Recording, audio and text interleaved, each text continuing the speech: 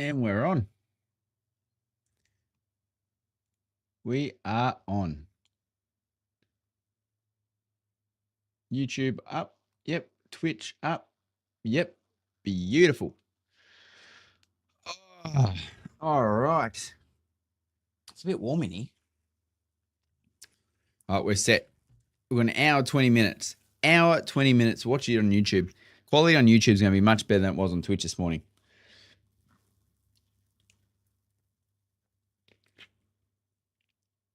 And I'm ready. All right, we're not moving. All right, here we go. Click and play. So, Bang. just what are we facing here? A relic of the old world. Ready your men, Captain. We will only get one chance. And remember, when you hear the whispers, call for help. Do not attack. You heard the whispers. What do you think he was on about? It's still Hey, Major. Yeah. Good, man. We're catching up on some Path of Exile. Something else to get excited about. Hey, the kid's got a mean cleave. Give him a chance. What?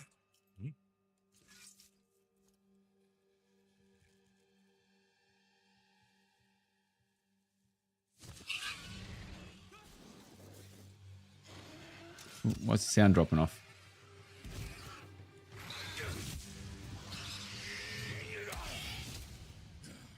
Sullen!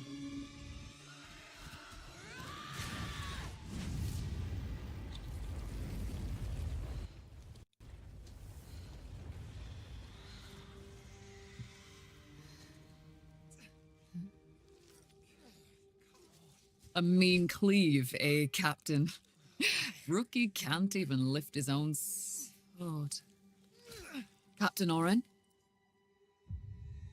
Captain? This is cool. It's here. Rain! Send the signal! What the fuck? Rain! On my back! Laid up! Come on! I'm ready! I'm ready!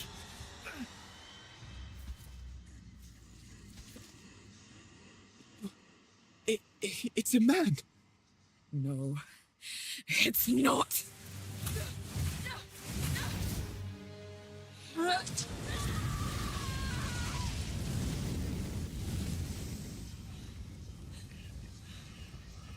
That is pretty cool.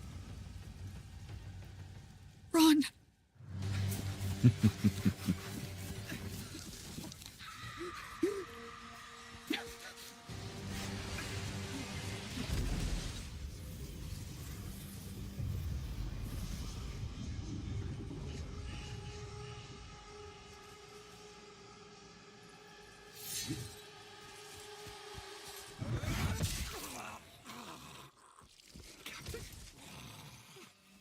So have you played Path of Exile, the first one, Major Swift? Let me know if it's not loud enough. I'll turn up loud if I need.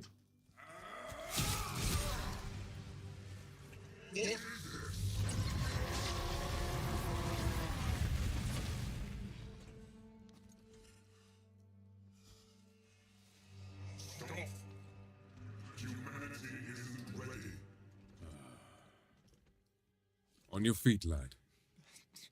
Sir, the captain, You'll be fine. Here.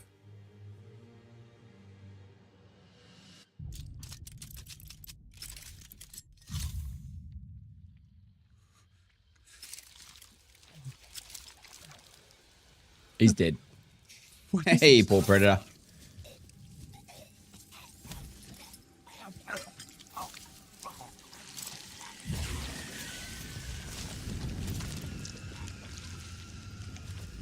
Get the body. The cinematic's pretty cool. It can still be contained. You don't know what you have on Your kind no longer control this world. We cannot destroy your body, it's true.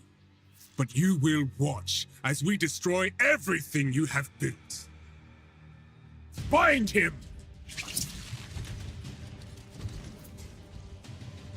Feed. Grow, my child. I'll make sure you can eat your fill.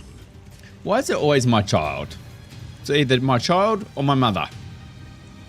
There's never any other bad guy when there's humans involved.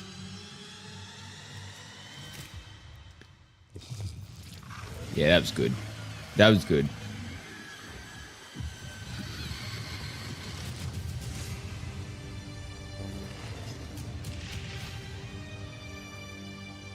That's exciting. That's exciting.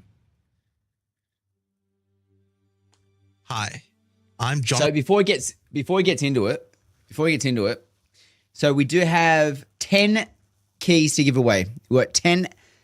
I was going to say Ashes of Creation. Path of Exile. We're at 10 Path of Exile. Oh, we've got bloody comment for Ashes of Creation. 10 Path of Exile early access keys to give away. Good news is when I purchase keys, I can I get a key and then I can give it out. Very easy. All you have to do is buy tickets. So if you've been here and bought tickets before, what you do is just click on the link, or you can type !tickets, space, and then the number of tickets you want to buy. But if you go to the link, it will take you to a page, which is much nicer. Got to use the interface, tells you what you can do, how many tickets you can buy and stuff like that. But I probably should turn off quickly the Ashes of Creation recruitment message. Where's that? Timer. Even though I want you to come, we'll turn that off just for today. So it's a different stream today. No Ashes of Creation. It's all Path of Exile today. Jonathan Rogers, Game Director on Path of Exile 2. Now, Path of Exile 2 is going into early access in around 2 weeks on December the 6th. But even though it's early access, this isn't just some small taste. I need to know what time. The game is huge. In this live stream, we're going to be introducing everything you can expect. So without further ado, let's roll the gameplay trailer. Existence is a thing of beauty. I just need to know time so I know. Is it nighttime? Is it daytime? Impermanent. When am I get to start to play?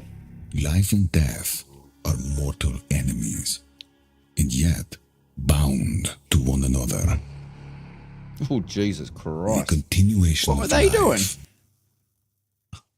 And here we go. Watch that again. I'm going to pause it on that screen. Is a thing of beauty. Precious, Can you get 50? but impermanent. Life and death Yeah, are one more thing. mortal enemies, and yet bound to one another. Oh, I missed it.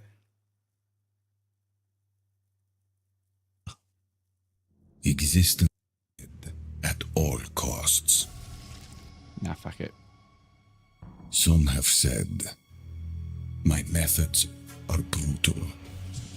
It's not working? To this, Should I be working. say, Or you're just there not getting the can be confirmation no message. salvation Have a look. without sacrifice.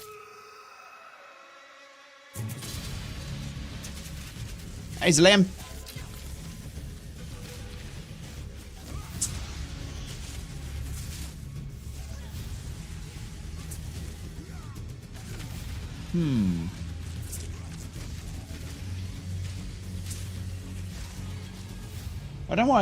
I don't know why the chat one's not working. But yeah, you can definitely purchase tickets. So when you click on the link, it'll take you here. You just say how many tickets you want to buy. Click buy tickets, and it'll tell you on the left how many points you've got. But I don't know why it's not popping up in chat. That I don't know.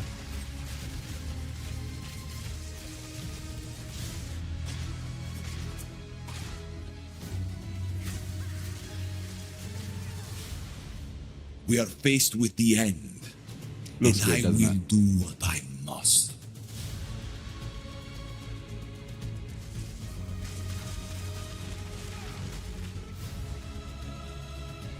I have a feeling this is going to take up a lot of time. Yeah, I don't know why the chat didn't come up. I'll have to look into it.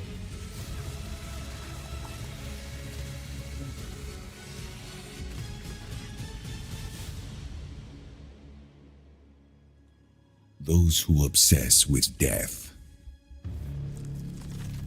let them soon be acquainted with it. Did anyone? Now, as you just saw, Oh. even in early access, Path of Exile 2 is a big game. It's actually been 5 years since we announced PoE 2, and over that time we've revealed a lot, but it's been in bits and pieces. It's pretty hard to keep track of it all, so today we're going to do a full rundown of all the content that will be available at the start of early access. Classes, The bearded character Aussie. progression systems, and for the first time, a full overview of the end game. This is going to be a big one, so get comfortable. For 20 years, Rayclast has been free from any sources of corruption, but the Count of Ogham, tempted by promises of power, intends to harness it once more. The dead are rising, monsters are mutating, and madness is spreading. Under the dark influence of corruption, the Count doles out sentences of death to any who would question him. Hey, buddy. Windy, good luck.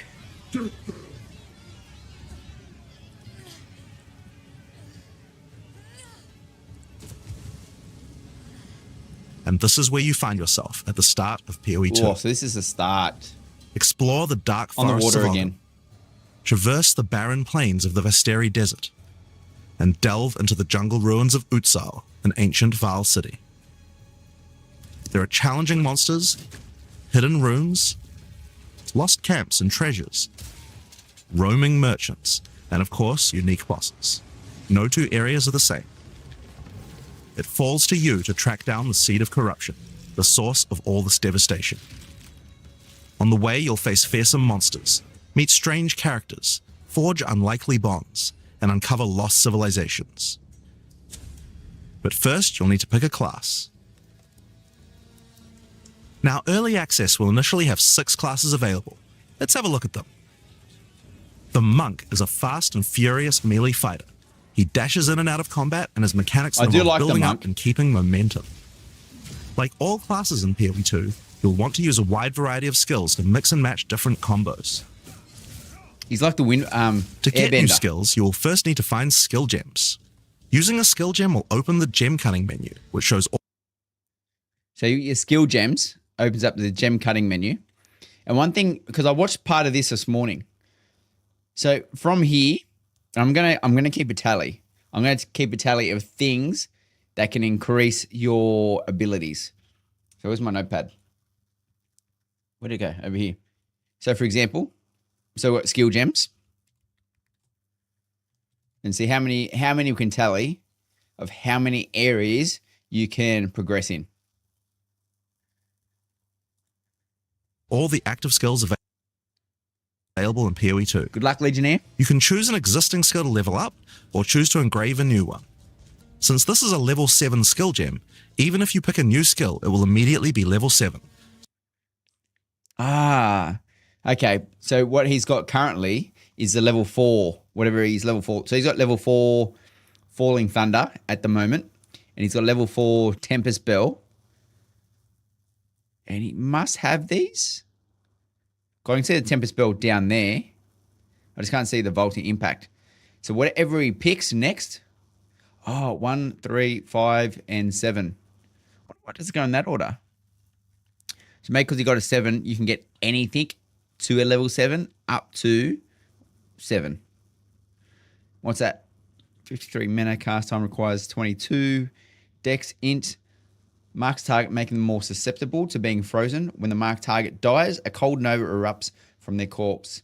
This nova does not use your weapon damage and instead uses its own base attack. So it's got a freezing mark and a freezing nova. So what, you can pick one? How does that work? Limited 1 marked target. Mark duration is 8 seconds. Hits against marked enemy causes 28% more freeze buildup. Interesting. So there's no harm in trying out something new. The monk primarily uses the quarterstaff. There are 3 schools of martial arts: lightning, ice, and wind. Yeah, it's a win that I like. But don't think you have Look to at stick that. to just one. The best combos are going to involve mixing elements of all 3. Let's try Killing Palm. Like many monk skills, this can be used to quickly take advantage of a specific So when he situation. said go back to Killing Palm, Stick to just one. yeah, The I just best want to combos confirm. are going to involve mixing elements of all 3. So he said, so same again, Killing Palm is an ability and you need a level 7. No, you don't need a level 7. You need... Oh, it's a level 1. It's a level 1 ability, but it's level 7 because you have a skill gem that goes to level 7. Is that right? I'm going to assume that's correct. Let's try killing And what level's he? Doesn't say on the screen here. Palm. Like many monk skills, this can be used to quickly take advantage of a specific situation. If there's an enemy on low life, you can use Killing Palm to dash to them and kill them instantly. This will provide a power charge. Then we can use a different skill to consume that power charge for a much more devastating attack. The monk also has powerful combo skills. Tempest Bell, for example, is a skill that places a giant resonating bell. Hitting the bell causes it to ring, dealing damage to all enemies around it. You can also do things like freeze or shock the bell, which will add elemental damage to the strikes. The monk also has a variety of abilities to empower his staff. If an enemy is close to being stunned, you can use Staggering Palm to punch them down. After that, any attack you do will shoot out wind projectiles. I There can are see you can 21 build out active something skills for big. quarterstaves, so this just scratches the surface of the options that you have. By endgame, you'll be dashing from pack to pack, spewing projectiles and obliterating screens of enemies with huge combo attacks. Yep, that's what we want to do. Now, if you like a style of melee that's a little slower but hits much harder, then the warrior is for you. He pounds the ground with big chunky attacks and can shrug off the hits of I don't think small I'll go enemies with warrior. large amounts of armor. I like the agile. Even though the mace slams are slow, you never lose control. Longer attacks can be retargeted as you go, and if you find yourself committed to a long attack, you can dodge roll out of it at any time. That's good. That's very Among good. the skill option for maces, you will find So if you're charging up an attack, you can dodge roll out of that while you're charging. There's nothing worse charging up a skill and you can see that you're about to get hit. So if you can dodge roll mid-attack, that is very good. Very good. What's he got? So if my theory is correct, this guy's ended up getting a level 12 skill gem, which has now unlocked everything to level 12. Or is it his level? Are these levels? And it should level you unlock. The points we need to buy the tickets, where can you see those points? So Yoktet, if you go to that link above, hey, Pineapple, thank you very much. If you go to the link above, click on that. I'll click on it, I'll show you. And I'll bring up this page.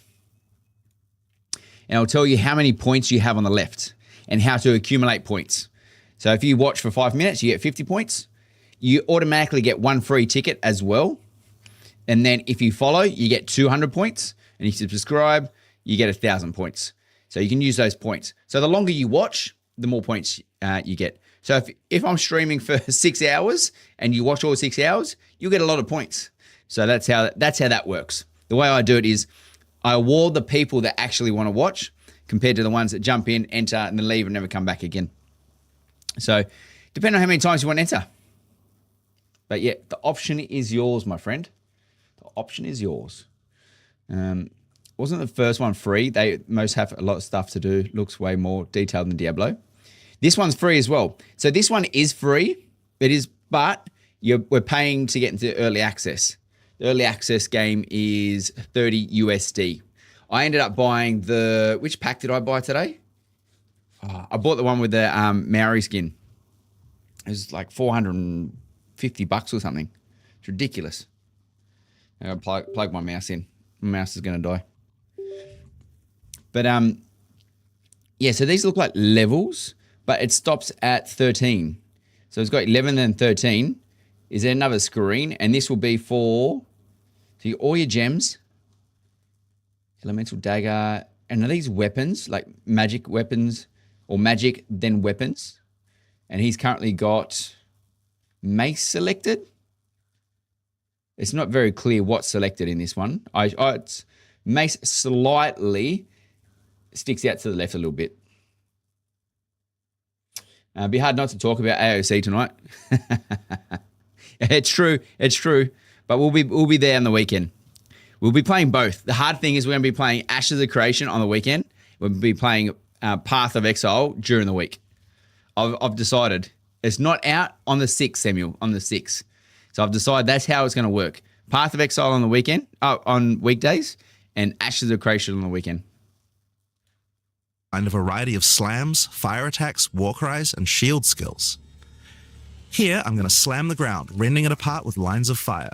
Any slam skill will then cause these fissures to erupt with lava. I can even run through them with a skill like Stampede to do huge amounts of damage. That's The awesome warrior that you can run also through it. use war cries, which can empower your next skill. Seismic Cry, for example, will double any slams from your next attack. The Stampede counts as a slam, so I can double that for even more craziness. If you want to go a little faster and be a little more defensive, equip a shield. In PoE 2, you can raise your shield at any time to It block does all look good. damage from the front, even spells. While holding up your shield, your stun meter will build as you take damage, so be careful. If it reaches 100%, your stance will break and you will be vulnerable. Some enemies also have unblockable attacks, which are indicated by this red flash. If you see one of these coming, make sure to dodge Look at out of the the way. size of that. That's what I Using want a shield agility. also gives you access to shield skills, like Shield Charge, which allows you to charge towards enemies and stun them. While charging, you're also blocking the whole time, so you have full damage immunity from the front. That's The good. warrior also has access to totems. Look at those mobs. Some totems have built-in abilities, like Shockwave Totem, which can be placed to stun nearby enemies and trigger aftershocks like those from the earthquake. But you can also get Ancestral Warrior Totems, So what's he got here? Graphics look insane. Very good, especially compared to the first one. So he wants Ancestral Warrior Totem. So level 13. It says, I must... Oh. So has he used... Okay, from a gem perspective, I think I'm figuring this out. From the skill gems, he's put a level 13 in Perfect Strike, for example, because Shield Charge is still level 3 and can go to level 13. Is that what it's saying? Not sure yet. One-hand mace, two-handed mace, raise a totem that uses socketed mace skills. So totem duration, 8 seconds, limit 1 totem, totem base attack time is 1 second. Totem uses its own weapon, dealing 59 to 89 base physical damage. which allow you to use any slam skill in your repertoire. This is a meta skill, which means So what did he just grab? So now he's got a support gem. So we had skill gems that we level up our skills with. Now he's got support gems. Like I said, I'm keeping note of everything where you can level or get buffs. So he's been putting his support gems. It'd be nice if you could hover over this. Oh, it tells you the DPS too. So Rolling Slam, for example, is a level 12, does 2,363 damage. Oh, it'd be nice to tell me what these are. Is strength 14 to 24? Oh, okay. Support gem capacity. So you can have max 24 strength, 5 dex, and 21. Okay. means that it's a skill you can put other skills into. I can take a slam like Sunder and socket Go it back into on that my... again. Reaches 100%, your stance will break and you will be vulnerable. Some enemies also have unblockable attacks, which are indicated by this red flash. If you see one of these coming, make sure to Bang. dodge out of the way. Using a shield also gives you access to shield skills like too Shield far. Charge, which allows you to charge towards enemies and stun them. While charging, you're also blocking the whole time, so you have full damage immunity from the front. The warrior also has access to totems. Some totems have built-in abilities like Shockwave Totem, which can be placed to stun nearby enemies and trigger aftershocks like those from the earthquake. But you can also get Ancestral Warrior Totems, which allow you to use any slam skill in your repertoire. This is a meta skill, which means that it's a skill you can put other skills into. I can take a slam like Sunder and socket it into my Ancestral Warrior Totem. Now when I summon him, he'll sit there and slam the monsters from a distance. There are 20 active skills for maces, so there's a lot more to and socket it into my Ancestral Warrior. This Warrior Totems, which allow you to use any slam skill in your repertoire. So he just said, This is a meta skill, which means that I'm trying to stop it on the, there we go. So he said this is a meta skill. So it wasn't on the nameplate there in regard to what he was doing. Oh no, the Ancestral Warrior is a meta skill. So you link that. So you put the skill in to your skills, and then Skill, you can put other skills. you grab your Sunder and add that on top of your Ancestral Totem. So similar to how the sockets worked before, but slightly different in the sense that you're putting it into your skill. Slams the ground, creating a rolling fissure that damages enemies in a sequence of areas. So I think that's very nice that you can change the ability. So it's level 13, no DPS just yet. Into. I can take a slam like See the DPS changes. Sunder and socket it into my Ancestral Warrior totem. Now when I summon him, he'll sit there and slam the monsters from a distance. There are 20 active skills for maces, so there's a lot more to try out. But by endgame, you're going to be dropping hammers from the sky, leaping fearlessly into combat, and separating the very earth you stand on. He doesn't seem as exciting to me. Time for some ranged attacks. Ranger looks good. The Ranger is primarily about the bow, but we wanted to make sure that she feels agile as well. In PoE 2, you can shoot while moving. Combined with all the skills the Ranger has that allow you to jump around, you will have a lot of mobility in combat. Shooting while moving is good. Depends on what the stamina Bow is at. skills have a variety of lightning, poison, ice, and physical. So when I was saying I didn't know which weapon was selected, it seems to be with the warrior, if that's what he was called. I didn't hear what his name was. His ability was at the top, where the ranger, his abilities are at the top again. So same again, level 9, and we can upgrade to level 10. Physical attacks. Lightning attacks bounce around between. So player codex, it seems like to level up your skills, you need to get the, where is it? I'm writing it down. Skill gems. You got to unlock, you get the skill gems and you can put them in. Hey, Harrow. Yeah, you put them in when you get the skill gems. But at the same time, I'm not sure if there's a correlation between as you level and a skill gem. Do you get a skill gem when you level? Yeah, no, we are. We're 14. I'll just go back and just show you. Was it here? I just want to make sure I get it right. So right here. To get new skills, you will first need to. So an uncut skill gem. Creates a skill gem or level an existing gem to level 7. So because it's a level 7 skill gem, you'll be able to level up your skill to level 7. But based on that Find menu, skill gems. Using a skill. it looks, I'm making the assumption that these numbers on the left are what you unlock when you get to those levels, and the skill gems are what you use on them to level them up. But you can use them anywhere, those skill gems. Where were we? 14. Yeah, that do. Lightning attacks bounce around between targets. You can also stick lightning arrows in the ground which explode when hit by the bouncers, or electrocute enemies to take them out of combat. Ice attacks allow you to slow and freeze enemies to keep them away from you. Using poison, not only can you slowly damage your enemies from afar, but also This is one of those ones where I keep seeing each class, and as I see the class, I go, I want to play that. And then I go, hang on a second. I see the next class, and then I want to play the next class. grow some interesting plants. With 21 bow skills and all the mobility and combo tools the Ranger has, you can take advantage of every situation. By endgame, you'll be creating hundreds of arrows, be they falling from the sky, bouncing around between enemies, or spraying out of tornadoes. You might have noticed in the bottom left of the screen that the flask slots look a little different. In PoE 2, you have one dedicated life flask slot and one mana flask slot. I don't mind Flasks that. gain charges as you kill enemies, and typically allow you to heal 6 or 7 times if they're full. Yeah, it's good. But that's not the only thing you can use charges for. Charms are a new item type that will automatically defend you from various debuffs. So now we've got charms. So there's notepad. Defend from debuffs. So we've got, what are they called? Just charms. Defend from debuffs. Oh, what is it? Yeah, defend from debuff.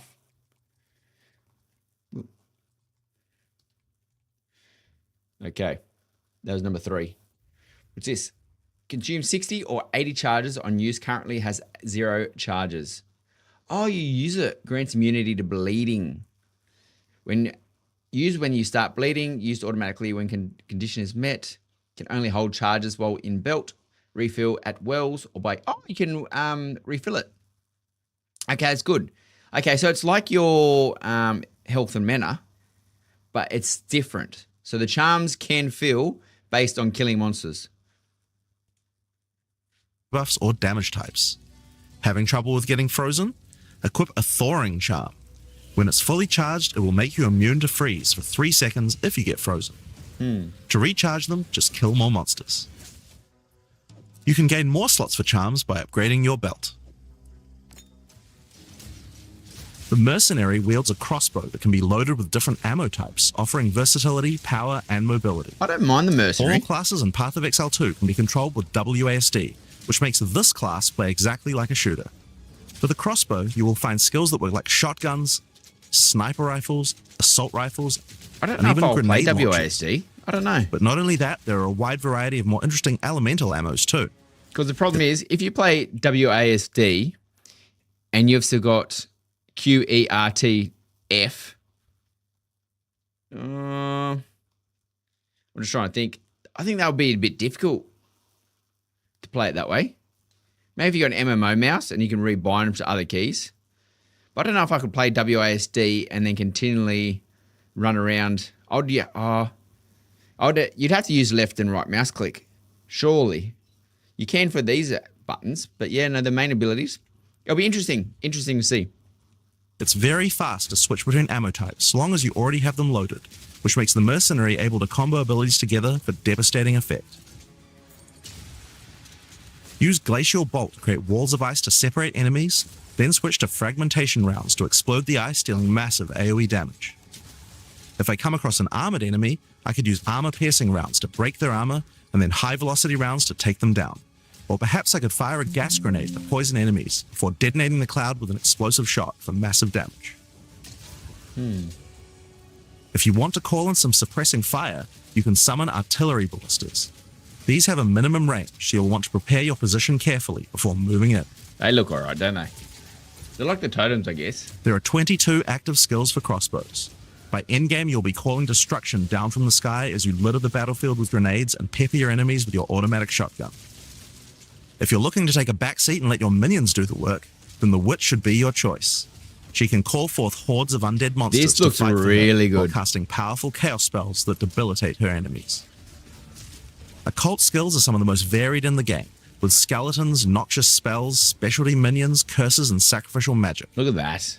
Before we talk about minions, we'll have to talk about a new resource in Path of Exile 2 called Spirit. This is a spirit gem, which allows you to pick... We have Spirit Gems. Creates a persistent buff skill. Gem at level 4. Right click to engrave persistent buff. All right, so what we've got... Now we've got... Unless it's replacing mana, but no, they got mana on there. So now we've got Spirit Gems. Which are buffs. Oop. from a range of persistent skills. All classes have a variety of these skills which can add some very interesting effects, like Arctic Armor, which does cold damage to enemies that hit you, or Raging Spirits, which summon fiery skulls each time you cast a fire spell. For the Witch, though, we'll want to be using our spirit to create permanent minions.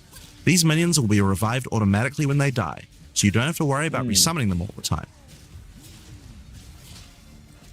Here, I'm using the skill screen to allocate which minions I would like in my horde. You can see the spirit cost of each one. I like Skeletal these. warriors are cheap, but weak, useful for tanking damage and distracting enemies. But I want more heavy hitters in my army, so I'm going to... So the fact that you can change these on the fly is pretty good. Because usually you put it in and it's locked. That's it. Done and dusted. So that one's using your spirit. It's using your spirit to make your skeletal warriors. unsummon some warriors and instead add skeletal arsonists. Permanent minions come with special active abilities called command skills. You can order these guys to detonate your own minions for even more damage and area This of is going to be like effect. D4, I reckon. If you want a bigger army, you'll need a scepter. This new weapon type is imbued with even more spirit, allowing you to summon even more friends.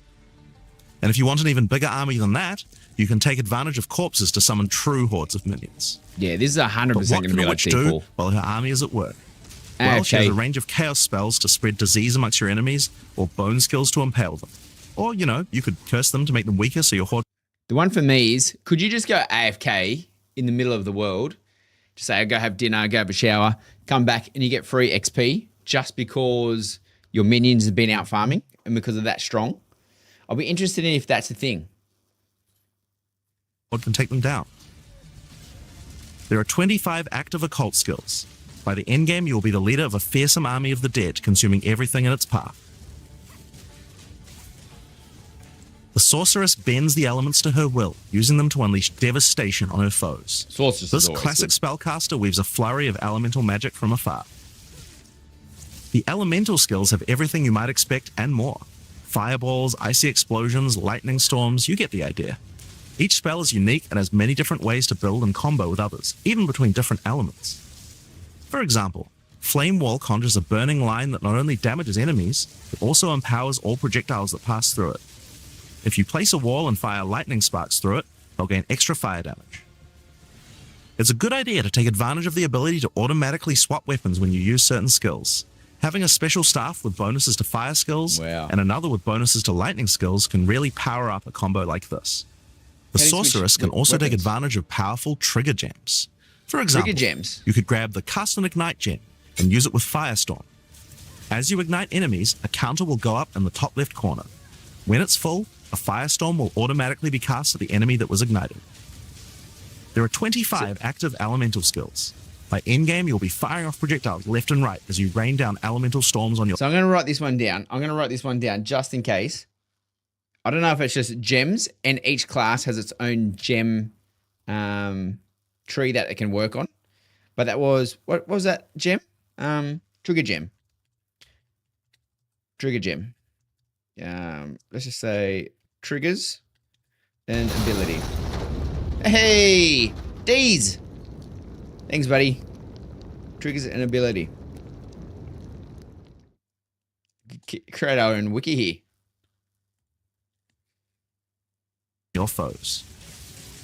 Now, those are the Yeah, I wanna characters know that why will be available exclamation at the start of early mark access. ticket wasn't working. But we will be adding 6 more character classes with just as many skills and options as these. Give it a try again, Major. There's a lot more to come.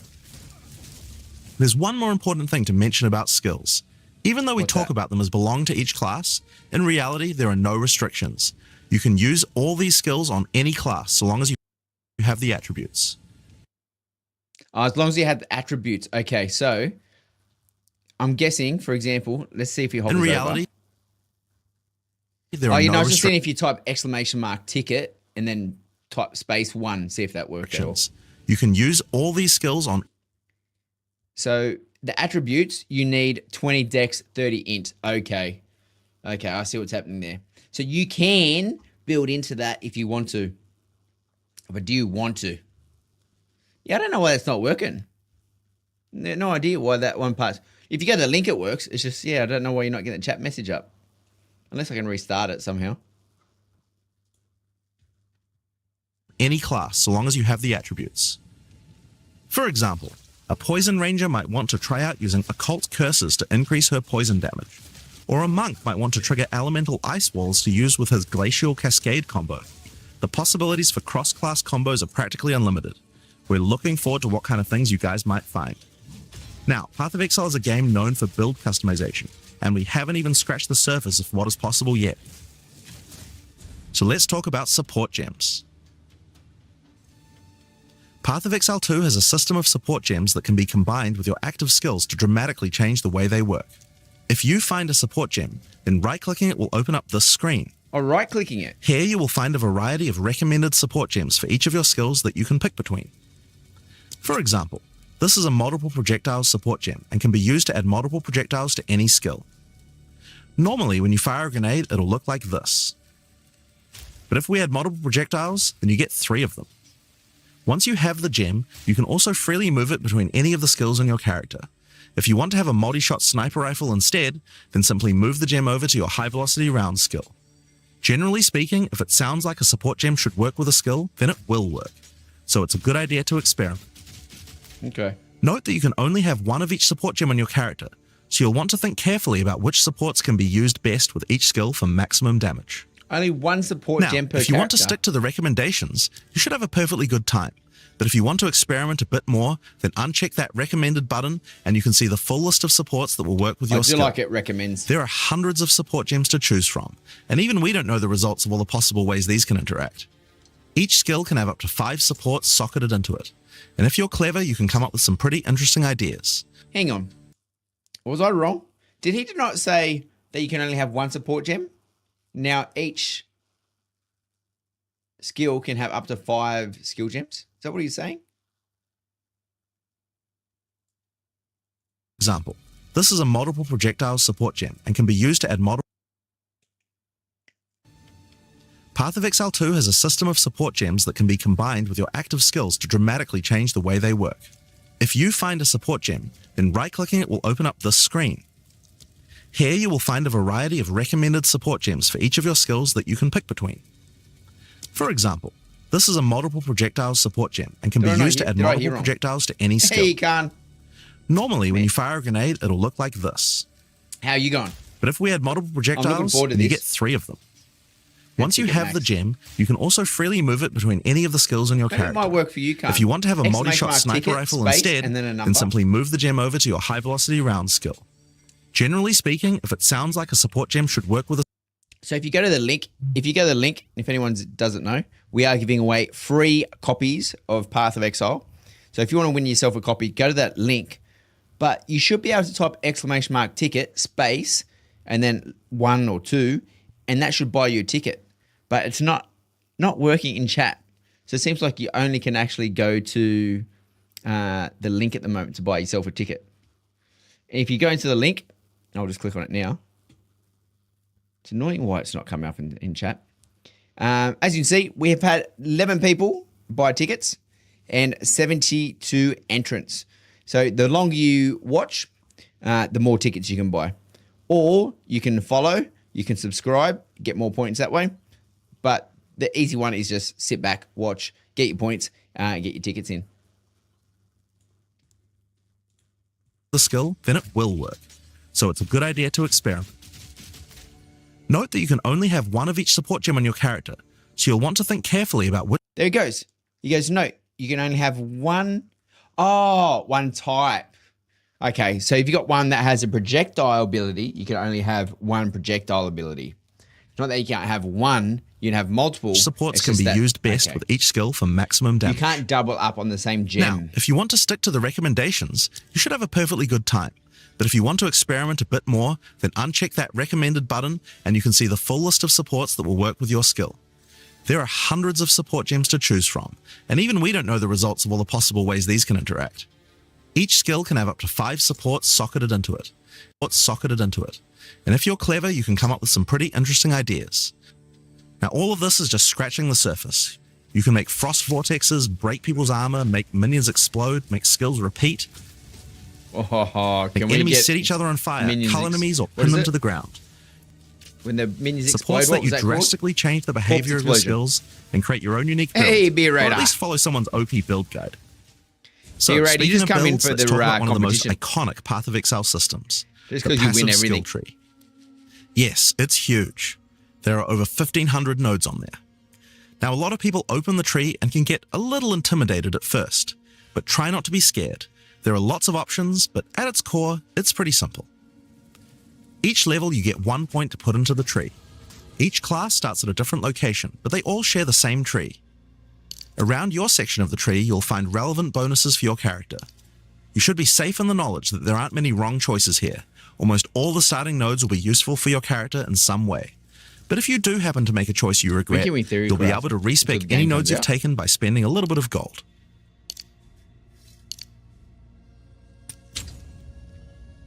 Now, the tree is generally divided up into clusters which have similar themes. In each cluster, you will find small nodes that give simple bonuses like increased damage, but the real power comes from notables.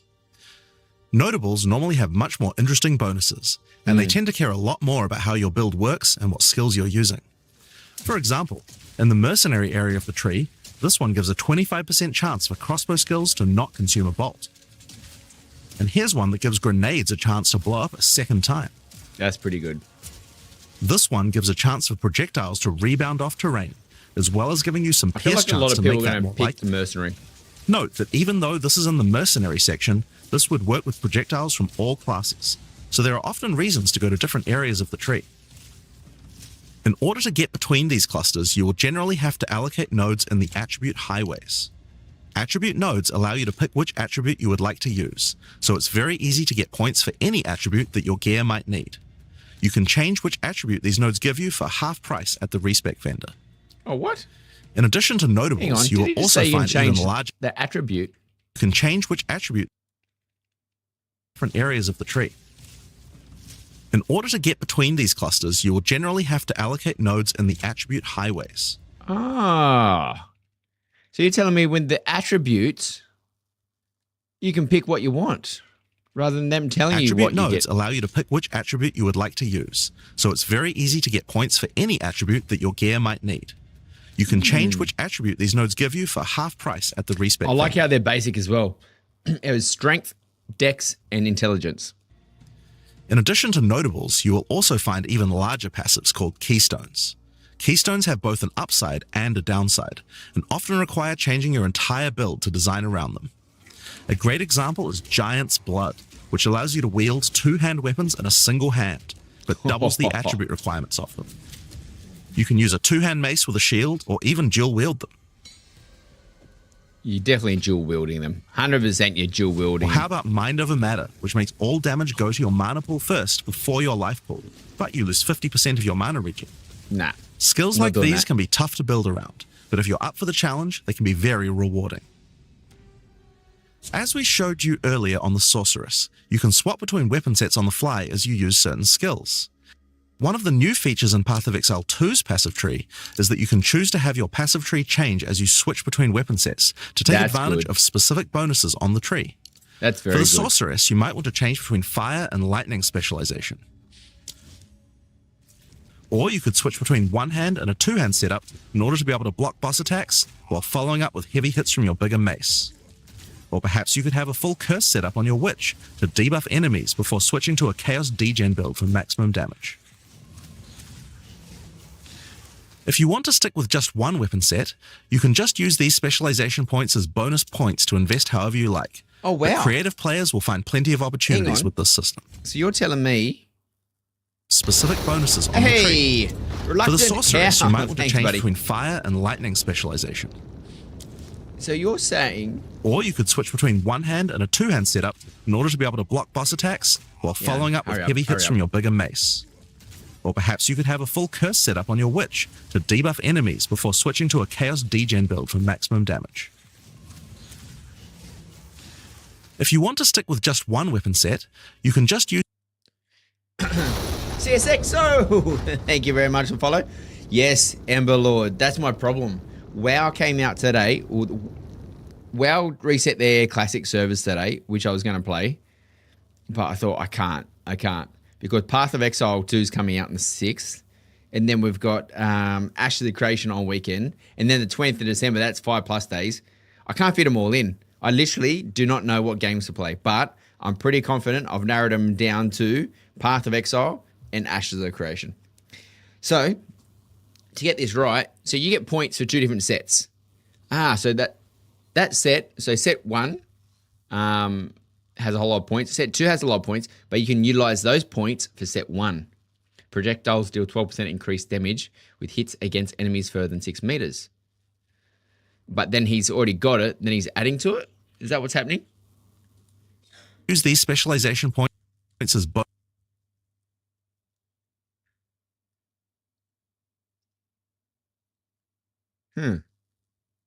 bonus points to invest however you like, but creative players will find plenty of opportunities with this system. You Interesting. can get weapon specialization points throughout the campaign from optional bosses and quests. For example, if I manage to defeat the Crowbell, I'll get a weapon specialization book. There are lots of other Okay, so there's weapon specialization as well. So we've got to add that to the list. Weapon spec. Oh, can't even spell weapon correctly. Can obtain from monsters. So that's one way to level up, obviously. Permanent boosts available from the campaign too. Oh, wow. On the map, you can see icons that indicate the many optional good. encounters you can find. Some of them have So you want to you want to clear the map. Sometimes I notice people just rush to end game, but you want to clear the map because, for example, by clearing that section, you're going to get 30 spirit. permanent character boosts, and others have powerful. I guess who was it? Was it the what's it called? Necromancer? Is that what it's called? I can't remember who used spirit. But either way, items. If you're having trouble getting past a boss, it might be a good idea to explore and see what you can find. For example, if you defeat Blackjaw the Remnant, you'll gain a permanent increase to fire resistance. nice. One of the most important finds are spirit bonuses. You can find the first one here in the canopy in Act 1. Defeat the boss in this area to acquire a permanent addition of spirit. The permanent buffs you gain from spirit are very powerful, and every class will find a use for them, so make sure you hunt down these upgrades. There's Okay, one we in want each spirit. act. Now, we haven't even talked about the most important element of character progression, items. That's why we're all here, right? Nope. Items in Path of Exile can be broken down into 4 rarity groups: normal, magic, rare, and unique. One of the things you're going to want to do as you play through the campaign is upgrade the items you find, and you can do that with currency items. An Orb of Transmutation will allow you to upgrade a normal item to a magic item with 1 mod.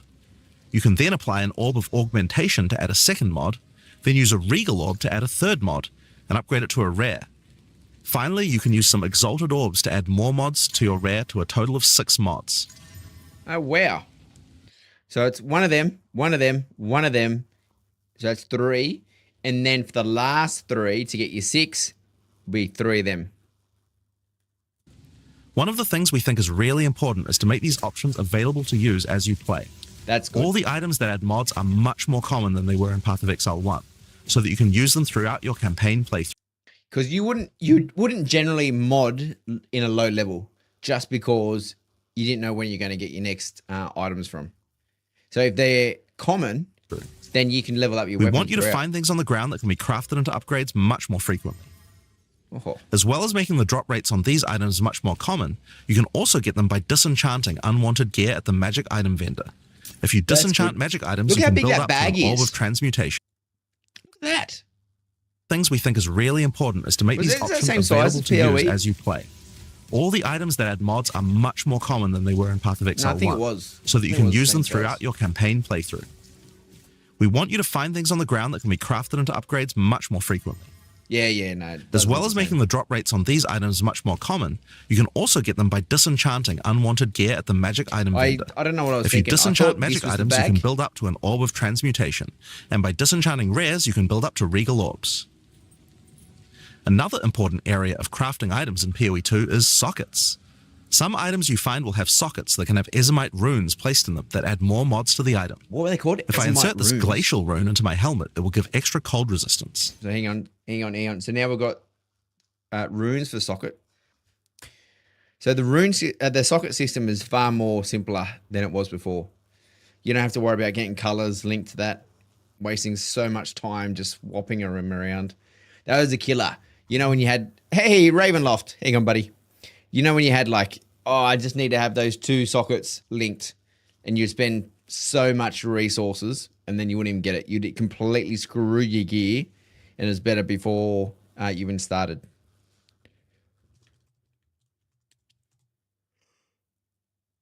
Oh, shit. This is a great way to solve problems that you have with your build, like resistances or damage. If Oh, you find 100%. socketed items that you don't have a use for, you can take them to the salvage bench in town to work towards an artificer's orb.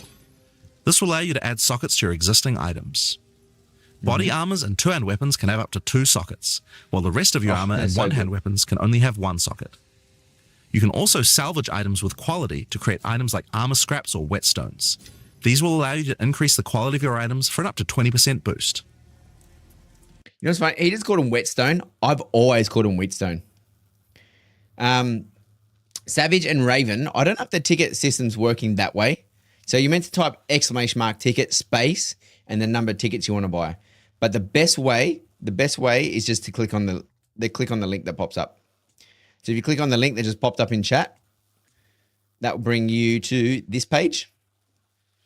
And then you'll be able to go and say how many tickets you want. So I want 4 tickets. I can't enter because my name's Fireplay. I've been excluded from the giveaway. So if you enter how many tickets you want to buy, and on the left there, it tells you how you get your tickets. So whether it's watch time, follows. So you should have a few free tickets.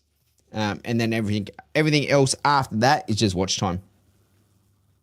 But we'll be running this. I'll be running this until release. So we'll give it on the 6th of December, the hour prior. That's when we'll give all the keys away. But I'll be streaming throughout the next 2 weeks. So there will be multiple opportunities to get some time in to get more tickets. Hey, Dr. Reanimator. Hang on, buddy. We're catching up on PoE today. We've had a change from Ashes of Creation just because this came out today. And we will be playing Path of Exile during the week while we're not playing Ashes of Creation. And I'm going to be in so much trouble because I don't know where I'm going to get the time to play both. Have no idea. I'm literally saying I've never had this problem, having a midlife crisis, thinking, what game am I going to play and when? I never thought when I was 12 years old, I was like, oh, when I get older, I'm going to have a problem from not knowing how many games I'm going to play and what I'm going to play. Didn't think that was ever going to be a problem. If you don't want to disenchant or salvage your items, you can always sell them for gold. Gold can be used to buy items from vendors, and we've tried to do a lot to make sure that the items they have for sale are... Did anyone ever buy weapons off vendors? You know, the good times. Who would have thought? Who would have thought? I thought these are times you just sit back and watch TV and that was it. Yeah, nah. Actually useful. Every time you level up, they get more stock, so make sure to check back often. Other vendors offer a gamble. Pay a flat amount of gold and you'll get a random item of a specific type. I don't like This could gambling. Like, how much did he just pay for that? How much did he pay? Stock, so make sure to check back often. Other vendors Yeah, offer how a much paid? So he's got 4,000 gold on him and that's 1,700. So when you buy it, gamble. Pay a that's 1,300. flat amount of gold and you'll get a And what do you random get? item. Oh, look, he's making out that he got a rare item, but he just bought that for 1,300, but he'll get 633, so he's not going to get the return. But he's got 4 stats on there, which is good. Grant skill, level 7 power siphon. That's good too. So it's good, but yeah, I don't gamble. No, hey, thanks Ravenloft. I know I'm saying thank you. Good luck. It doesn't help me. Of a But yeah, good specific luck. type. This could be a great way to improve your gear, if you're lucky. Gold is also used to respec your passive skills. Take advantage of the system that to looks experiment with expensive. your tree and rework it as required. The other gonna thing need you some might want to gold. use gold for is the currency exchange. This allows you to exchange currency items with other players on an open market, in exchange for a small gold fee. Now, all items in Path of Exile are freely tradable. We never bind anything to your character, except gold. That's good. Now, most gear in Path of Exile 2 is randomly generated, but there's another type that isn't. Oh. Uniques. They are especially rare, each with a handcrafted set of unusual mods which can dramatically change a character's build. They're not just better rare items, they can do much stranger things that can fundamentally change your character. Corpse Wade will make any corpses you run through explode into clouds of poison. The Sands of Silk is a body armor that changes your dodge roll into a blink, morphing you into sand as you teleport past your foes. That's cool. And of course, some uniques are just pure hits of dopamine. These ones are like Quill ridiculous. Rain, which just turns your bow attacks into full I auto, need that like short doubling bow. your attack speed. That is crazy. Each unique is something that you can build your character around. We try to make sure that most unique items have a potential use at endgame, even if you find them early on. And as you can see, every single unique item comes with custom art to match. The last No worries, character Raven. progression system that you can do during the campaign is Ascension. Starting in Act 2, you will come across Ascension trials, tests that you must complete to unlock your Ascension class. We'll explain these trials soon, but first let's take a look at what Ascending can do for your character. Now, I was told it's changed a little Each bit. class has access to 3 Ascendancy classes, but at the start of Early Access, only 2 per class will be available. That's all right. Ascendancy classes are unique to each character class, so choose wisely. They What's can the timer drastically countdown? affect how you build your What character. timer? Oh, the countdown. As a sorceress, you I could don't have the become a timer. I storm don't know what weaver, time a master of game the opens. elements. Tempest Caller causes elemental storms to be summoned each time you do a critical hit with a spell. So Savage, I'm waiting for the time. So the game's releasing on the 6th. I just need to know. I need to know what time are they going to release it. Yes, lots of choices. Massive amount of choices for early access. That's for sure. With Oh, strike actually, twice, we should add that to our list as well. So another way to level is Ascension.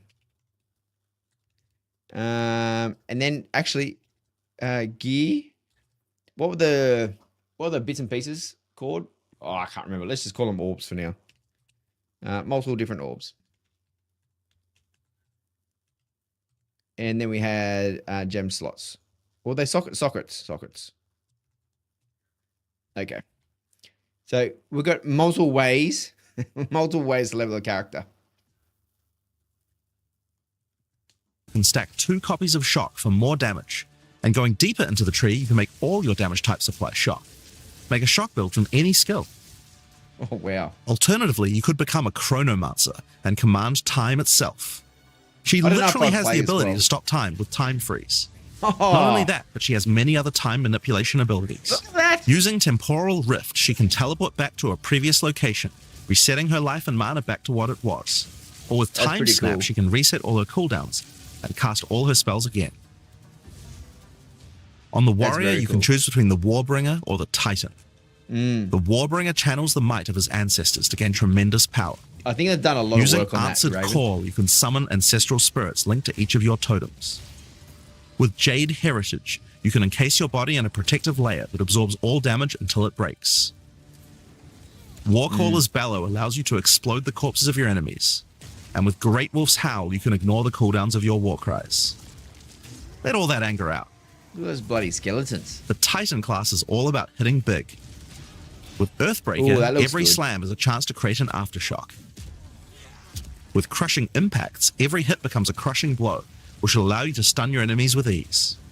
Bang. With Surprising Strength, you can take advantage of stunned enemies to deal 40% more damage. Wow. As a ranger, you might choose to be a Deadeye, an expert markswoman who can take down foes with style. With Endless Munitions, every attack gains an extra projectile. That's good. That's With good. Gathering Winds, she gains a small increase to movement speed with every attack. But be careful, she loses them Ranger? when getting hit. With Eagle Eyes, she will never miss, allowing you to stop wasting With all those Eagle passive Eye. points on accuracy.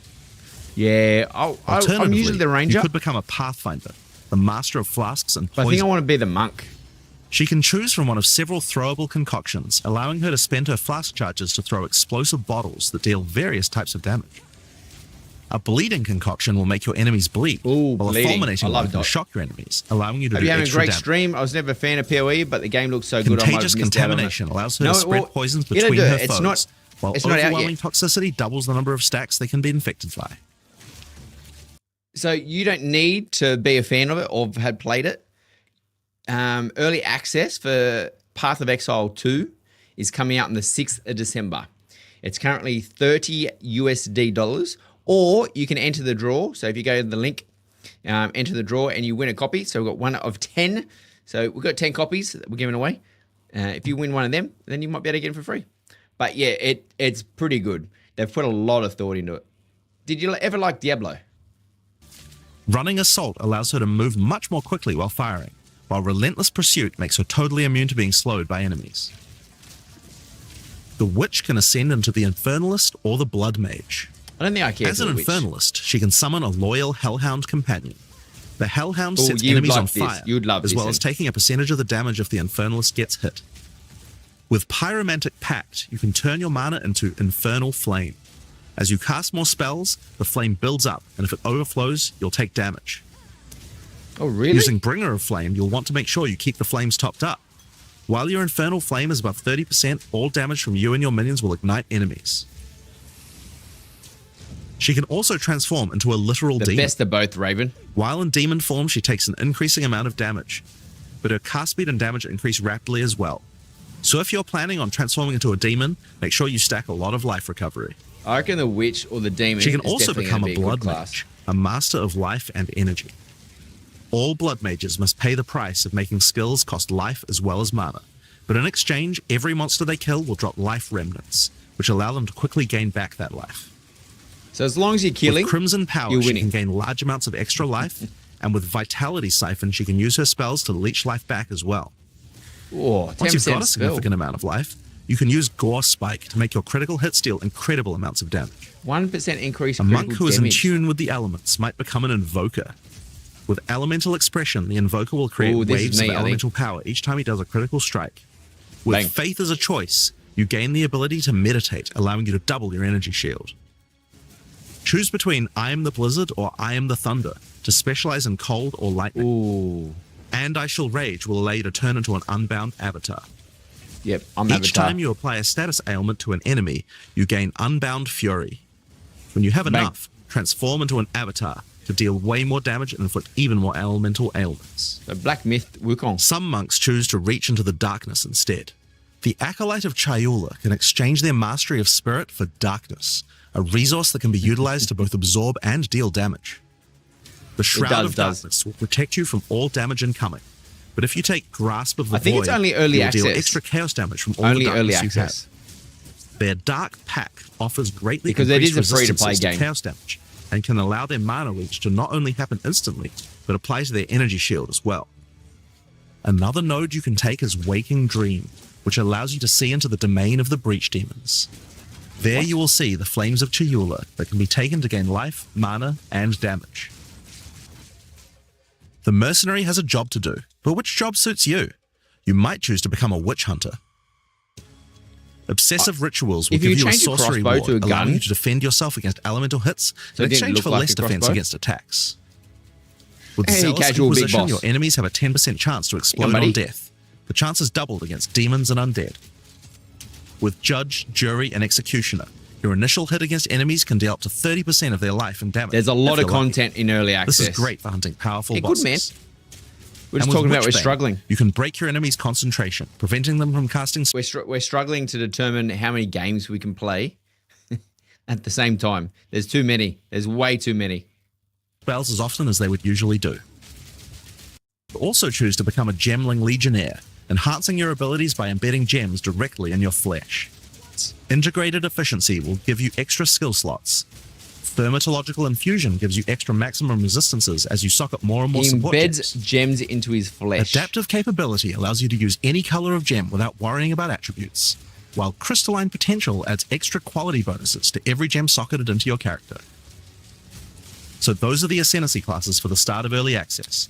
But one thing we haven't talked about Yes. yet is how you ascend in the first place. Khan, I want to play that too. I think Ascension I've got and to write Path that of one off Exile my 2 list. requires completion of one of the great trials. Yes. Which you'll Anything find you as get you from progress casual, through from the campaign. PoE1 will go Each one is straight associated to with one of the PoE2. major cultures of Rayclast.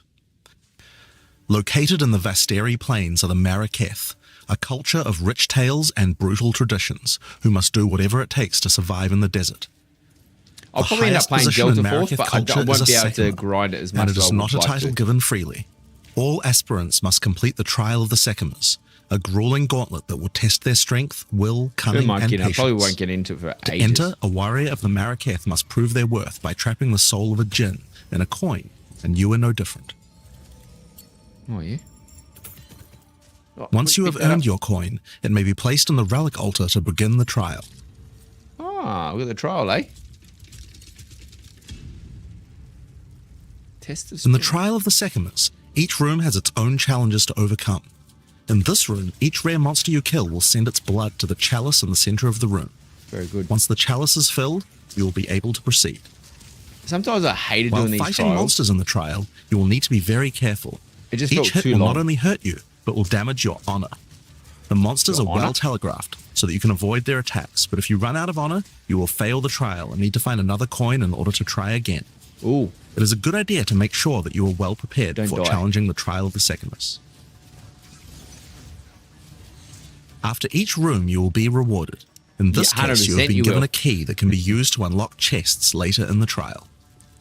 Once you have claimed your reward, you will be shown a map of the rest of the floor and may choose how you wish to proceed. Which challenges would you like to face, and which rewards do you want to claim? Yeah, MPO Some one, I rooms just are more wasn't a fan. It dangerous, just- afflicting you I with felt like debuffs that will I was persist for committed the to like an entire hour trial. grind. For of example, running through entering this swords. room will afflict you with spiked shell that will cause all monsters in the rest of the trial to have 50% increased life. You will Yeah, want I'd to rather take that care than if you bloody choose such a trying path. to go through a maze. There are many different challenges and I hate rewards as you mazes. journey through the trial. They Deadly feel like traps, a waste of time for me. waves of monsters, and strange artifacts will test your honor. As you progress, you'll be able to gain boons from the Jinn, which will help you on your journey. For example, the Sekima's cloak will revive you once if you die, giving you a second shot at a run. One of the That's a good rewards one. you may find is Sacred Water, an extremely valuable and treasured resource to the Jinn and the Maraketh. Trading it with the Jinn will allow you to receive many benefits. You can recover honor, gain additional boons, or remove afflictions. Off from the merchant? At the end of the floor, you'll find a powerful boss which will truly test your limitations. Rattle In order to Cage. ascend, you will need to defeat him. I would die on this straight away. I know what's going to happen. Now I have to start all over again. I'll have to get a coin. Use the Altar Ascendancy to choose your Ascendancy. Having defeated the boss, you've earned the right to ascend. But first, the loot. The keys you have found may be used to open the various treasures in the vault at the end of the floor. We only have a single bronze key, so we'll just have to open one of these small chests. If you want to open the better ones, you'll need silver or gold keys. Let's use the Altar of Ascendancy. Your first ascension will allow you to pick your class and grant you 2 points to use in the tree. Yeah, nice. Now, there are more floors and many more rewards that can be found within the Trial of the Sekimas, but we'll save that for the section on the endgame. For now, let's talk about the second Ascendancy trial, the Trial of Chaos. In Path of Exile 2, you can choose whichever trial you like to earn your ascension. Each culture on Rayclast had their own methods to ascend. If the Trial of the Sekimas is not your kind of playstyle, or you're finding it too difficult, you could try another. You can gain all your ascension points from just one, or mix and match them. It's up to you. For early access, we will Do you have get 2 more? trials as options, with a third trial coming later for the full release. While exploring the Vaal jungle, you'll discover the Temple of Chaos. Before the Vaal embraced the science of corruption, their civilization worshipped chaos. This ancient trial was once used by the Vaal to test their high priests. A high priest of the Vaal must show willingness to risk everything to gain power. Entry to the trial requires a token from a strange entity known only as the Trial Master. For those in which he sees potential, he shall inscribe an ultimatum. Many have attempted these trials in search of greatness. Most God. have perished. Will you be able to defy the odds? Probably. Before you begin each chamber, the Trial Master will offer you a reward and a choice. Choose one of 3 tribulations to affect you through the rest of the trial. These modifiers might beef up the monsters, curse the player, or add environmental hazards like turrets or trap runes. In this case, we'll be picking shocking turrets. Jesus. This is probably As not you the one I enter the would have room, the picked. Trial Master will fill it with hazards to test your commitment. In this case, you must destroy all the monsters that fill the room, while dealing with the lightning projectiles from the shocking turrets. Yeah, why would you pick shocking turrets? I would have picked that the monsters can't be slowed down.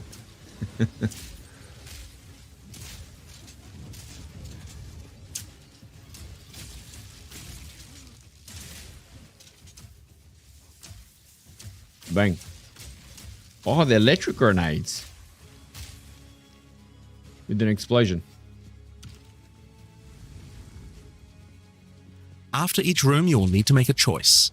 Take the rewards you have earned so far, or go double or nothing. Increase your rewards, but take on more risk. Each tribulation you add is minor on its own, but they quickly stack on top of each other and can become overwhelming. I think if you can see what you're going to get, There are many that types will of chambers in the determine if you're trial. gonna go second time Each or will not. test your resolve in different ways. This one simply requires you survive for a certain amount of time. Another requires you to escort the stone idol through the level as elevators full of monsters descend to attack you. I hate escorts. Should you be able to get through the first 3 chambers, you will face your Right. first boss. The order of the bosses is random, and combined with the tribulations you have selected, the fight will never feel the same. After Yeah, no, defeating you're the right boss, there. you may It seemed claim like you your got through it rewards. pretty easily. Of course, there are the items, but you also gain the right to ascend. If you already did the Trial of the Sekimas, then you can claim 2 more points to add to your Ascendancy class. Okay, so you can do both and Now, get it's 2 more possible to points, go much which is deeper. good. There are more bosses, rewards, and risks to take, but we'll talk more about that when we get to endgame. So how about we talk about that now? Okay. So far, we've only been showing you footage from the campaign, but some people would argue that the end game is where the game truly begins. Something that happens almost every time a new action RPG launches is people saying, there isn't enough in-game content. Well, we want to make sure that in PoE 2, people don't feel that way. And we actually only changed our development priority for this recently. The first 3 acts of PoE 2 already take around 25 hours to complete if you're a new player. This is already a pretty significant campaign. On the other hand, people spend hundreds of hours in endgame each league. We realized that finishing the rest of the campaign for early access was actually a bad idea. Instead of having acts 4 to 6 in early access, we could concentrate on endgame and make that great. For new players, a 25-hour campaign is already a huge game with lots of content. But for existing action RPG players, what you mostly care about is all the endgame challenges to overcome. So several months ago, we switched the entire development team's focus over to making endgame content. At the start of early access, there will be 50 bosses and around 400 monster types. But the great thing is that the rest of the game is like 80% there. We'll be adding content to roughly double the size of the game during early access and into release. Now, in order to make the endgame happen at the same character level as what it would be after we added the rest of the acts, we've added a second difficulty level called Cruel, where you repeat the campaign with all the monsters and bosses leveled up. So we should be able to finish. So if that's 25 hours, we should be able to finish that on the weekend and then move in endgame. So we should be able to. It's just interesting to see for early access. Do you jump from level 45 to 65? How does that work if they're not going to bring in the acts 1 to 3 and Cruel? And of course, new rewards. You can kind of think of it as like a new game plus. It's also a lot faster to get through the content the second time as your clear speed increases. That will take you to around level 65, where the endgame begins. Once we add the remaining 3 acts, we'll be removing Cruel difficulty, so you'll progress straight from the end of Act 6 to endgame. But what is the endgame? To explain that, I'll hand over to Mark. He can tell you all about it. Hi, I'm Mark Roberts, Game Director on Path of Exile 2.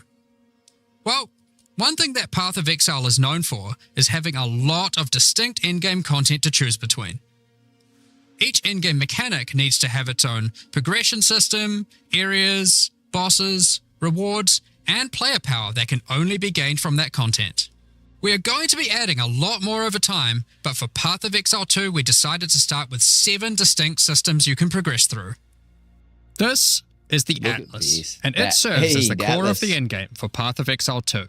It's infinite and expands in all directions. Now, we are not going to spoil the plot too much here, but corruption from the beast has blighted the land, and your objective is to help fight it. In the center of the Atlas, you will find the Ziggurat, a temple in which the Val research the fundamentals of space and time. Here, we can open portals to nearby locations and begin cleansing corruption and finding resources. In order to power the portal device, we will need waystones. Each waystone has a tier which will determine the level of the monsters that you will face. To go to an area, simply click one that is adjacent to an area that you have already completed. Insert the waystone and click Traverse. Portals will open, allowing you and your party to travel to the area you have selected. All the areas in the endgame feel distinct from the locations in the campaign, and we have dialed the randomization up to 11.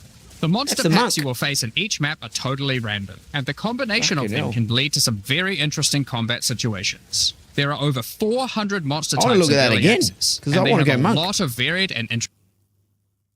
The combination of them can lead to some very you and your party to travel to the area you have selected. And look, map device. So, but they could not call it a map. All the areas in the endgame. Look, here we go. So what he's got? It's got like electric spears of some kind. Feel distinct from the locations in the campaign. Fuck yes.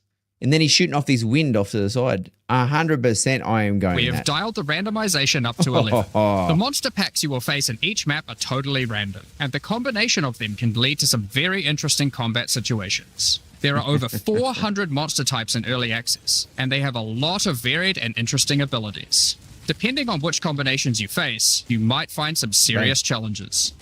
In order to cleanse the corruption from the area, you will need to defeat all the powerful rare and unique enemies in it. Once you have done that, the area will be marked as completed and you will be able to travel past it to progress deeper into the world. If you die, then the map can no longer be run, and you will have to find another way around to get to the areas behind it. There are also all kinds of other random encounters you might run into. If you die, then the map can no longer be run. Wow.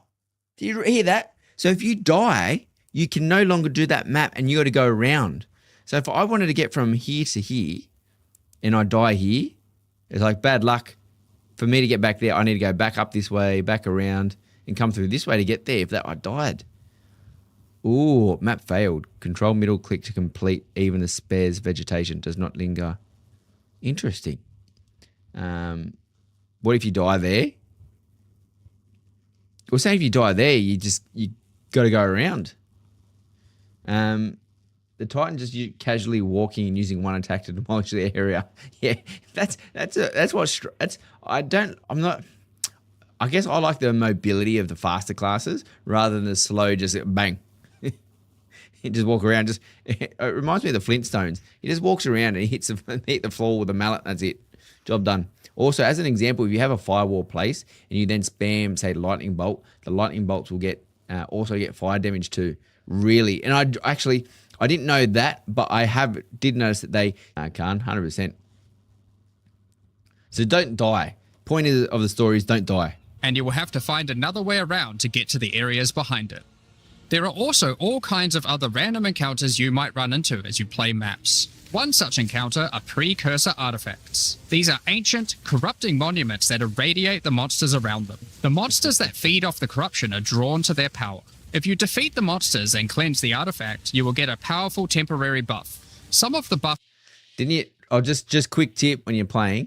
If you can do this, what you have to do is if you can deplete their damage faster than they can deplete yours, you usually win. So that's the goal. Try to deplete their damage quicker than they deplete yours. That's the key goal for winning this game. Buffs make you faster, others rain lightning or fire around you, and some even give you increased experience or help you find better items. You can also find strong boxes. These enigmatic chests guard piles of treasure, but are always a trap. Monsters lie in wait to attack you the moment you open it, and the boxes often have mechanisms to unleash powerful spells or dangerous debuffs. There are different types of strong boxes containing different items, and you can even use your currency items to craft them on the fly, so you can optimize the contents. But be careful of opening one you can't handle. Really? So these boxes are good. Increased experience or help you find better items. You can also find strong boxes. Yeah, what do you miss on the experience and the better items? Do I miss that? If you die, then the map can no longer be run, and you will have to find another way around to get to the areas behind it. There are also all kinds of other random encounters you might run into as you play maps. One such encounter are precursor artifacts. These are ancient, corrupting monuments that irradiate the monsters around them. The monsters that feed off the corruption are drawn to their power. If you defeat the monsters and cleanse the artifact, you will get a powerful temporary buff. Some of the buffs make you faster. What's in Settlers of Kalgur at the moment? The one where you're running around, you defeat the 3 nodes on the outside. What's that called at the moment? Similar to that, I guess. Others rain lightning or fire around you, and some even give you increased experience or help you find better items. You can also find strong boxes. These enigmatic chests guard piles of treasure, but are always a trap. Monsters lie in wait to attack you the moment you open it, and the boxes often have mechanisms to unleash powerful spells or dangerous debuffs. There are different types of strong boxes containing different items, and you can even use your currency items to craft them on the fly, so you can optimize the contents. But be careful of opening one you can't handle. Fog of War. Discover monsters frozen in essences, solidified crystalline corruption. These dangerous monsters can be broken free. If you defeat them, the essence they drop can be used to upgrade normal items to magic items with a guaranteed mod from a category. For example, we could use this one on some boots to ensure a movement speed mod. Yeah, nice. Rarely, essences will also drop that allow you to upgrade magics to rares, adding the guaranteed mod.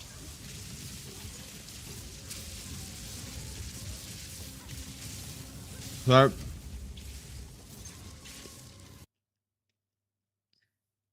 pause that for a second. We had essences. Those were essences? I don't know. I have a clue. Magic mod. And then the other one, what was it that he picked up on the other one? Upgrades a magic item to a rare item with 1 cold modifier. Upgrade. Let's call it upgrade. And that's off the... Hey! Vanilla custard. You scared the shit out of me. Thanks, buddy. Where was it? So I'm just going back. Here they are. Drop can be used to upgrade normal items to magic items with a guaranteed mod from a category. Essence of the body. Oh, so they're all essences. Okay, the essences are upgraded mods. Guaranteed mob drops.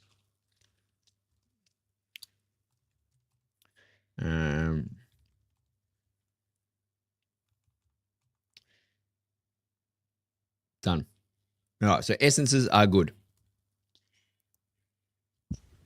For example, we could use this one on some boots to ensure a movement speed mod. It's good that you don't have to go sell it with certain items to get the upgrade. Will also drop that allow you to upgrade magics to rares, adding the guaranteed mod.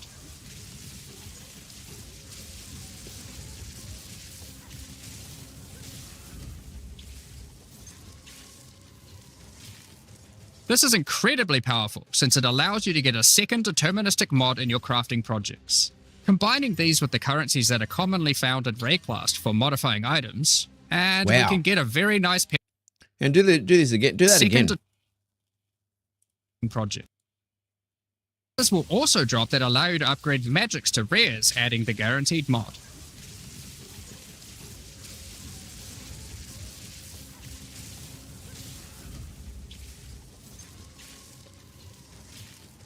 This is incredible. So you've got orbital augmentation. Adds a new modifier onto the boots. Incredibly powerful since it. But what did it have before?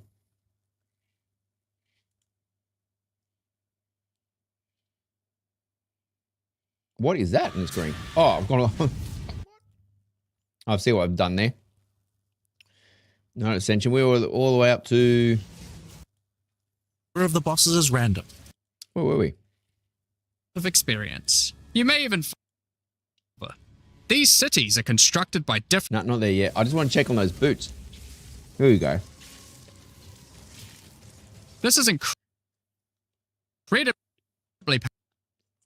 Okay. Custard, mate, it's going good. We're just learning about Path of Exile. We're currently giving away keys as well to Path of Exile, so sorry I'm eating while I'm talking. Make sure you enter. So what do you do? Exclamation mark, I'll do it for you. Exclamation mark POE. Go to that link. You can use your channel points through within watching the stream to buy tickets into a draw. So we've got 10 giveaways. 10 keys to give away. But this is coming out in the 6th if you want to wear. So we're just having the problem of I want to just play this, but at the same time I've got the other problem of I just want to play Ashes of Creation. So we've got a bit of a kerfuffle happening at the moment.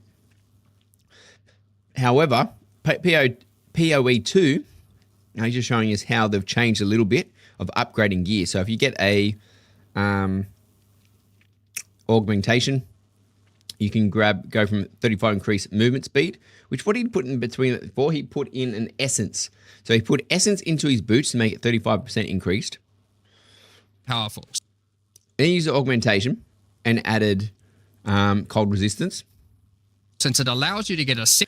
And now he's grabbing a greater essence. Upgrades magic item to rare. So now he's going to... what's he going to add on to that now? Second deterministic mod. Oh. So now he's upgraded it with maximum life. In your crafting and projects. Now, the Exalted Orb. So augments a rare item with a new random modifier. Combining... Now we've got 153 to stun threshold. These with the currencies that are commonly found in Rayclast. And you can do up to 3 of them. So now he's got lightning resistance and cold resistance. No. Maximum mana. So a good way to be able to upgrade gear. I like how they upgrade gear in here. So if you can just get these items, you can just chuck it on your gear. Bang. Delta Force testing is live now, but if I play got too much game to play with my main as AOC, unfortunately, it has addicted Delta Force. I like OG Battlefield. Oh, you're addicted to Delta Force as well, Major? I want to jump in. I want to play Delta Force. I smashed that when it first came out. Marvel Rivals comes out in the 6th. Have you seen that going to be insane? Dreads, 100%. I literally have that on my calendar. So I've got a Google calendar of all when the games come out. Yeah, so Delta Force, Marvel Rivals, PoE 2. Then we've got Ashes of Creation. 20th of December will be 5+ days, so it's not just weekends. WoW today reset all their bloody casual servers. I want to play them. There's literally no time that you cannot squeeze them all in unless you want to half-ass everything and just play with them. They have also removed the crafting bench from PoE 1. You can just craft anywhere. Okay, that's good. That's very good. Oh, you're addicted to AOC. I thought you said you're addicted to Delta Force. So it's like we've lost Major. He's gone. So excited for it. Played the closed beta, so good. I'll give it a go. If they can release a few hours prior to Ashes of the Creation or the day before, I'll definitely get into it. We haven't got the time. I don't have the time, unless they've got the time for Marvel Rivals. I haven't got the time for Path of Exile at the moment. Delta Force Extraction is sweaty. I like the massive attack, the points. Yeah, I like Extraction. I do like the Extraction. It's better than Tarkov, in my opinion. For modifying items, and we can get a very nice pair of boots indeed. Waystones, like all items, can also be crafted using your currency items. Adding prefix mods will improve the rewards, while suffix mods increase danger. The more dangerous a map is, the more waystones. So your waystones are your maps, but you can upgrade your waystones using the modifiers. Will drop. Adding mods to your waystones is key to progressing to higher tiers and sustaining them, but it will require you to take on larger challenges. There are a variety of factors you'll have to consider when crafting your waystones. Some Look at those maps will have grenades. higher density, some lower, some have more magic and rare chests, or monsters, some are more linear, and others more open. Make sure you explore and think about what makes certain maps good if you want to maximize your returns. As you cleanse corruption from higher and higher tiers of the Atlas, you will gain points that you can spend in the Atlas tree. This tree allows you to juice the danger and rewards of all areas in the endgame. You could increase the number of monsters, the number of Those nades rares, look awesome. the number of precursor artifacts or strongboxes, even the quantity of item drops. That'd be good. As you explore the endgame world map, you'll notice various different biomes, from snow-capped mountains to dense jungle valleys. Most maps are restricted to certain biomes. As you continue to explore deeper into the Atlas, there are all sorts of things to discover. These cities are constructed by different peoples of Rayclast and have specific items that can be found there. These strange structures marked on the map don't appear to do anything for now. Perhaps you'll work out how to use them later. You might find unique maps like Untainted Paradise, an undisturbed island full of beasts that give an extreme amount of experience. You may even find a lonely man just enjoying his retirement who will give you a unique item for free. In addition, you can find special areas that would make a good spot to set up camp.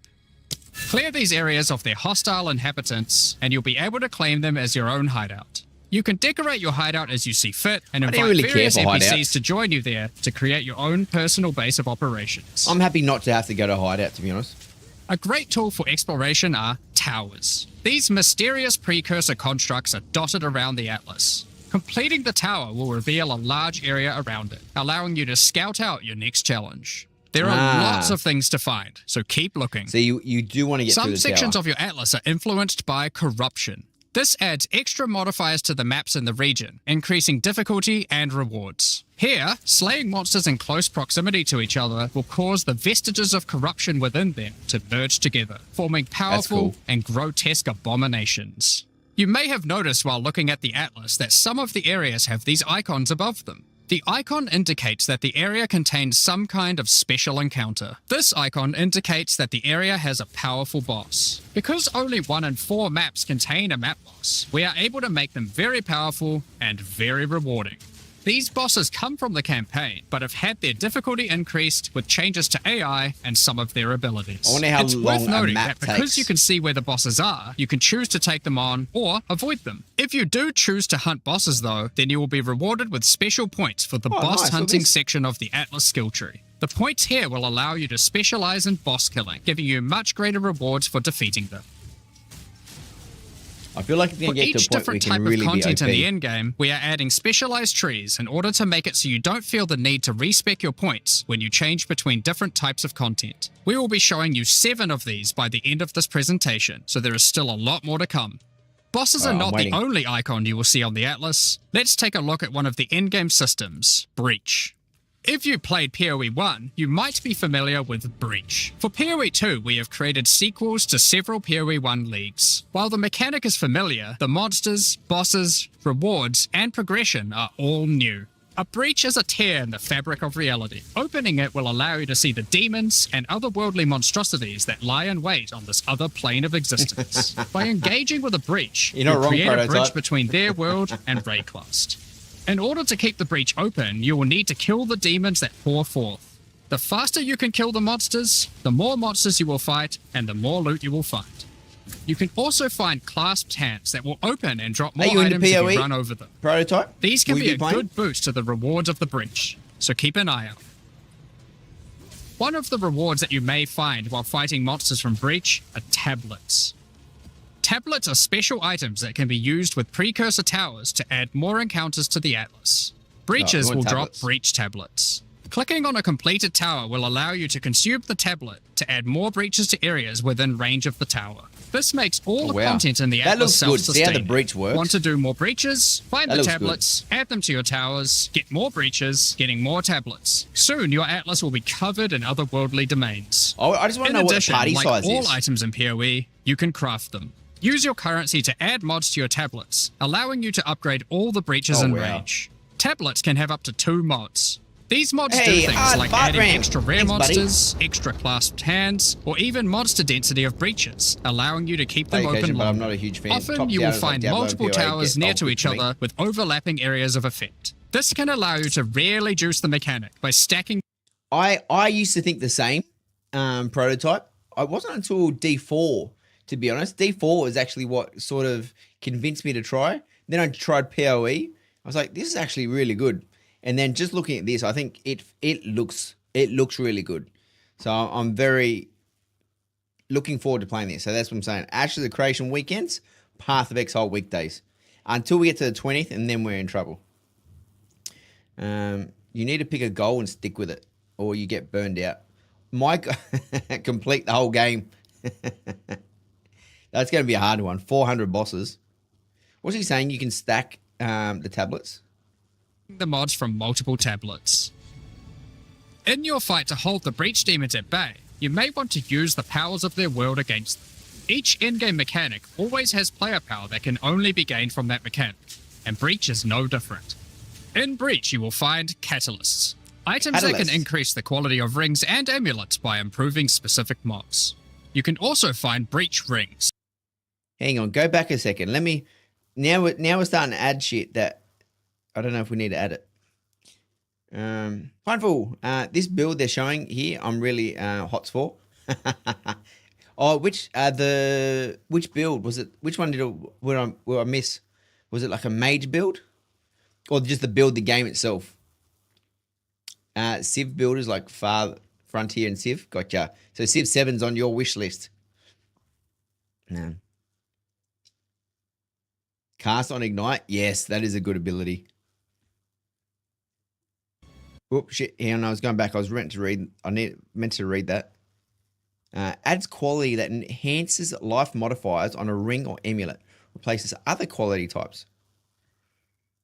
Increase the quality of rings and amulets by improving specific mods. You can also find Breach rings, a special Max the quality 50%, 162 max life, increased rarity of items found. The fire resistance gain 10 life per enemy killed. So what's so different about a breach ring? base type that can have its quality improved by catalysts up to 50%. In this case, you could create a ring with around 170 life. Breach rings can become some of the strongest rings in the game, giving you some good motivation to face the demon hordes. In addition, each endgame mechanic needs to have a pinnacle endgame encounter. While killing breach monsters, you may find breach splinters. Collect enough of these and you'll be able to... Now we've got breach splinters. So we've gone from the breach ring, whatever these other things were. Now we're going to... Good motivation to face the demon hordes. In addition, each endgame mechanic needs to have a pinnacle endgame encounter. While killing breach monsters, you may find breach splinters. Collect... Combine 300 breach splinters to create a breach stone. Fantastic. Hey, Dragon Ball. From what I can see, they remove corrupted and breach rings only work inside breaches, which is neat. Well, if that's the case, that's different to what he's saying because he says the most powerful thing in the game. But if it's the breaches only, then yeah, I guess that will make a lot of sense. Yeah, the overcomplicated stuff is why I stopped playing Halloween. So Jaden, I think they've definitely made it a lot simpler. So I've been keeping a list, and I haven't added breached rings and breach stuff to it yet. So look, I got the skill gems, the support gems, the charms, the spirit gems, the trigger gems, the weapon specs, specialization, the runes for sockets, the ascensions, the gear with the upgrading gear with the orbs, the sockets, the enhance. So there's a few things you definitely need to upgrade. But I think when we get to the maps, there's all these things to improve the map, to make it harder, but also give you the ability to get better gear. Trigger gems. That's that's the one trigger boss. They knew you were coming. They implement isn't there, so I'm guessing it's global, hopefully. Yeah, potentially. Enough of these and you'll be able to create a breach stone. Oh, go back. I was just about to fucking read whatever that said. Collect enough of these and you'll be able to create a... Travel to the breach domain by using this item at the realm gate. Can only be used once. What's the breach domain? Breach stone. Hey, trigger boss. Using a vile technology called the realm gate, you can use your breach stone to access their domain and bring the fight to them. In this twisted domain, you will find nothing but a single massive breach. Triggering it will reveal hordes of breach inhabitants. You got 40 seconds. Oh. And based on the damage you do, and this is the class I want to play. This is what I want. To dart around the map. Fast enough, you will be able to fight their leader, Zesht. We that are one.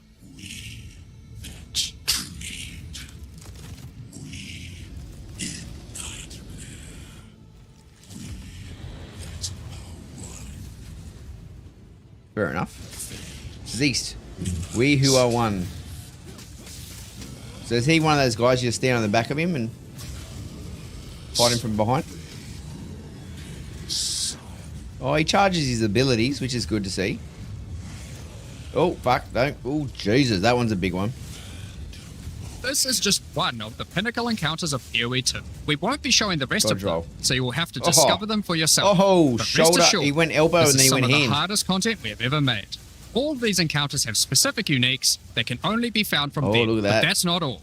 We still have the progression system. Wow. Defeating Zesht will give you points to allocate into the breach section of the Atlas tree. Oh, the breach Allocating section. these points will make breaches and the breach domain even harder, cow level? but will give you more rewards. The small nodes will increase sure the there's no difficulty cow of level? the twisted domain, while the large nodes have more specific bonuses.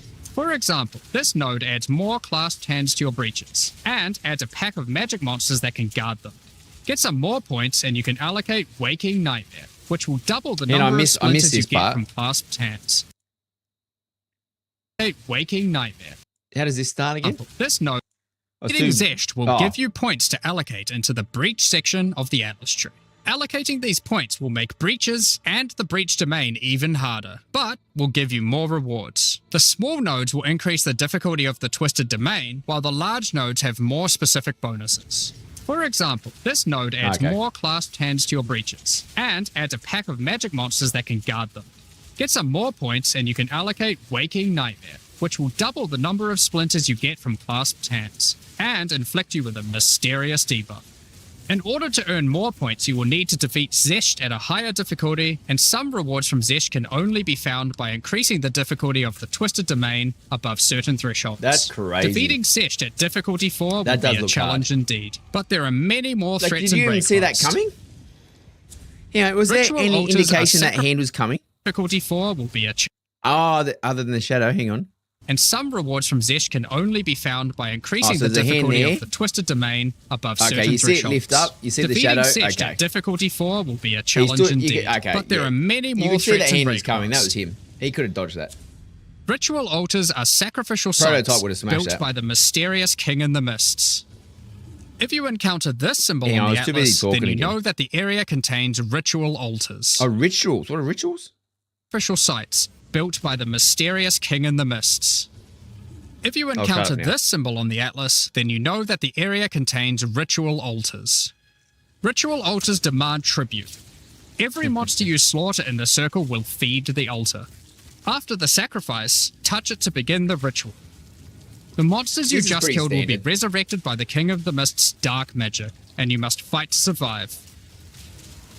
Yeah, this is a standard mechanic. The tribute you have offered to the altar can be spent to buy powerful items, but they can be expensive. To gain How more much? tribute, you will want to find more altars. Each This- successive ritual you do with This feels like D4. What is the... What the fuck? Oh, I was like, fuck, what was that noise? Where's rituals? What's the PvP area? No, not the PvP ritual area. sites. Not Nightmare. What's the area in D4 when it gets corrupted? Was it corrupted? When it goes all red and you go pick up the embers when you kill people.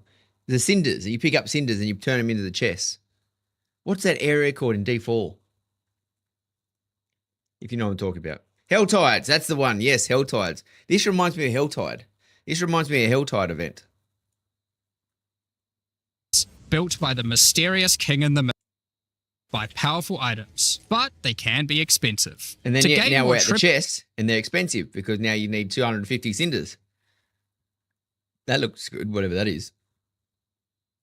you will want to find more altars. But they're favors. Each successive ritual you do within an area will spawn the monsters revived by the previous ones. In the end of an area, you will be fighting a truly imposing number of foes, but will have a significant amount of tribute to spend. One of the rewards you can buy with tribute are omens. These are special items that allow What the fuck are omens now? While this item is active in your inventory, your next exalted orb will add only prefix modifiers. Right. Okay. allow for metacrafting. Crafting items that affect other crafting items. Have an item with good prefixes but bad suffixes? This omen will help you to remove the mod you don't want while keeping the ones you do. There are a bunch more of these with different effects, but we will leave them for you to discover. Now don't forget Hang on. that ritual will also Prefix and suffixes. fixes but bad suffixes. This omen will help you to remove the mod you don't want. What did it change it to? How do you know the one? How did he just said you remove the ones that you don't want and add it to what you do want. Special items that allow for metacrafting. Crafting items that affect other crafting Oh, is this game items. free? Have an At the moment, Sad Sashimi, it's not at the moment because it's going to be early access. So it's going to be 30 USD on to get into the game for now. But when the game's released, it'll be free to play. Item to make, item to make, item to make, item. Hey, Major. Hey, what have I got? I've run out. I need to go get a drink. Now that I've moved my office upstairs, everything's too far away. I need to get a fridge in here.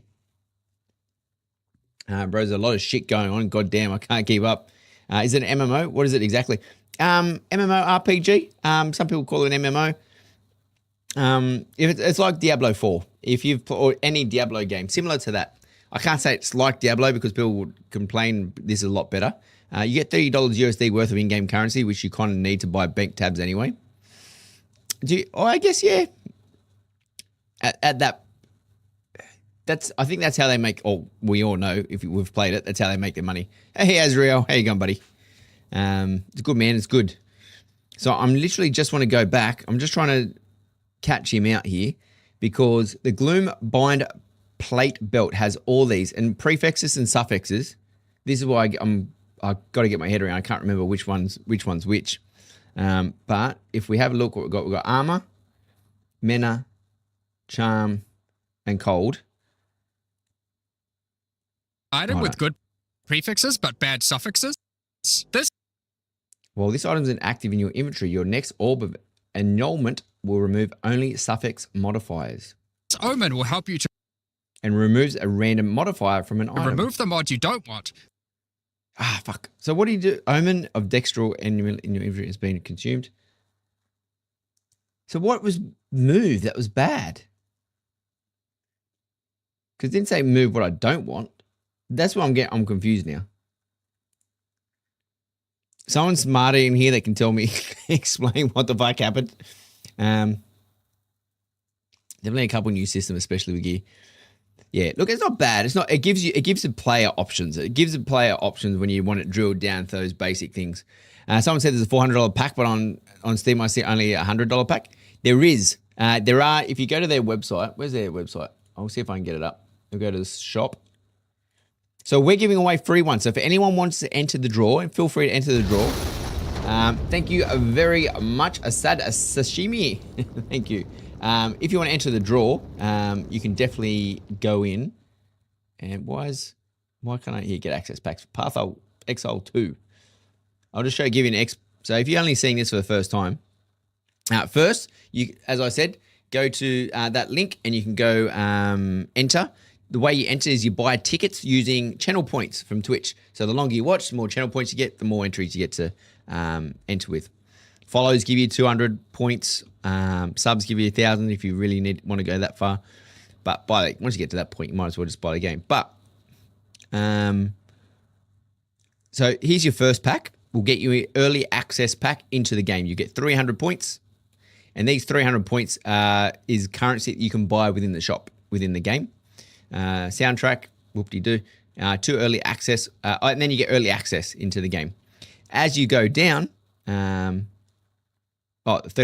What's this? It's a $30 upgrade. You can buy for $60. You get all these skins plus a game. If you go for $70, you get all extra skins. Anything below this as well, you'll get all this as well. And as you go through the packs, if you go to the largest pack, is there a bigger one than that? $480. So $480. Why is this one different to that one? Not sure. But either way, 480 USD plus shipping. So you end up getting all these skins that you see on here. There's some nameplates and blah, blah, blah. But you also get a shirt and a jumper and a book. I ended up getting this one. I couldn't justify the extra. I didn't need a book. So I ended up getting this one. And where are we putting this? Put this over here. And that's it. So they're all the packs. Upgrading from $30 pack versus buying it. Oh, yes, because that's what I did. That's why it's getting the price. Hey, Lily, good morning. The reason the reason it had that extra because I ended up buying the large pack, and then to be able to give the 10 keys away that people were entering for, then I had to buy the individual keys. So it thinks that I need to upgrade from the individual ones. What did I miss? Something for when is early access? So the 6th of December. 6th of December, my friend. So what I need to do, look, I can't actually. I want to go back to. I want to take a screenshot. This is how pedantic I'm being right now. Crafting items that affect other crafting items. Have an item with good prefixes. Pause. I'm going to take a screenshot. Because I want to know what it changed. And then we'll But bad suffixes? This omen will help you to remove the mod you don't want while keep. Okay. So now I'm going to go open up. Where's my... close. Where's my screenshot? Move him over there. Open him up again. Screenshot over here. So what do we change? What do you change? So the armor is exactly the same. The max mana, exactly the same. Cold resist, exactly the same. All they did was remove increased charm charges gained. So why is that better? Even though I don't even know what it does. Oh. Increased charm. Could be deadly. Every week it's bloody wiping. So you can have I can't remember what they call it in PoE, but you can have your characters that you can continue to play throughout. Your characters will always be there. But as a season comes out, and a season is different game content. So you'll go into the game and it'll be different. And you'll get to play that for 3 months and level it up, and then you'll keep that character. So you can always play that character and go back in if you want. But when the new season comes, let's just say, argument's sake, Halloween themed season where there's different monsters, then it's a new content. I don't play every season. I'm on and off. I'm definitely on and off. So you essentially get to max level, push it as far as you want, and then, yeah, you can come back. So the normal game mode doesn't get the content updates. It does, but after the season finishes.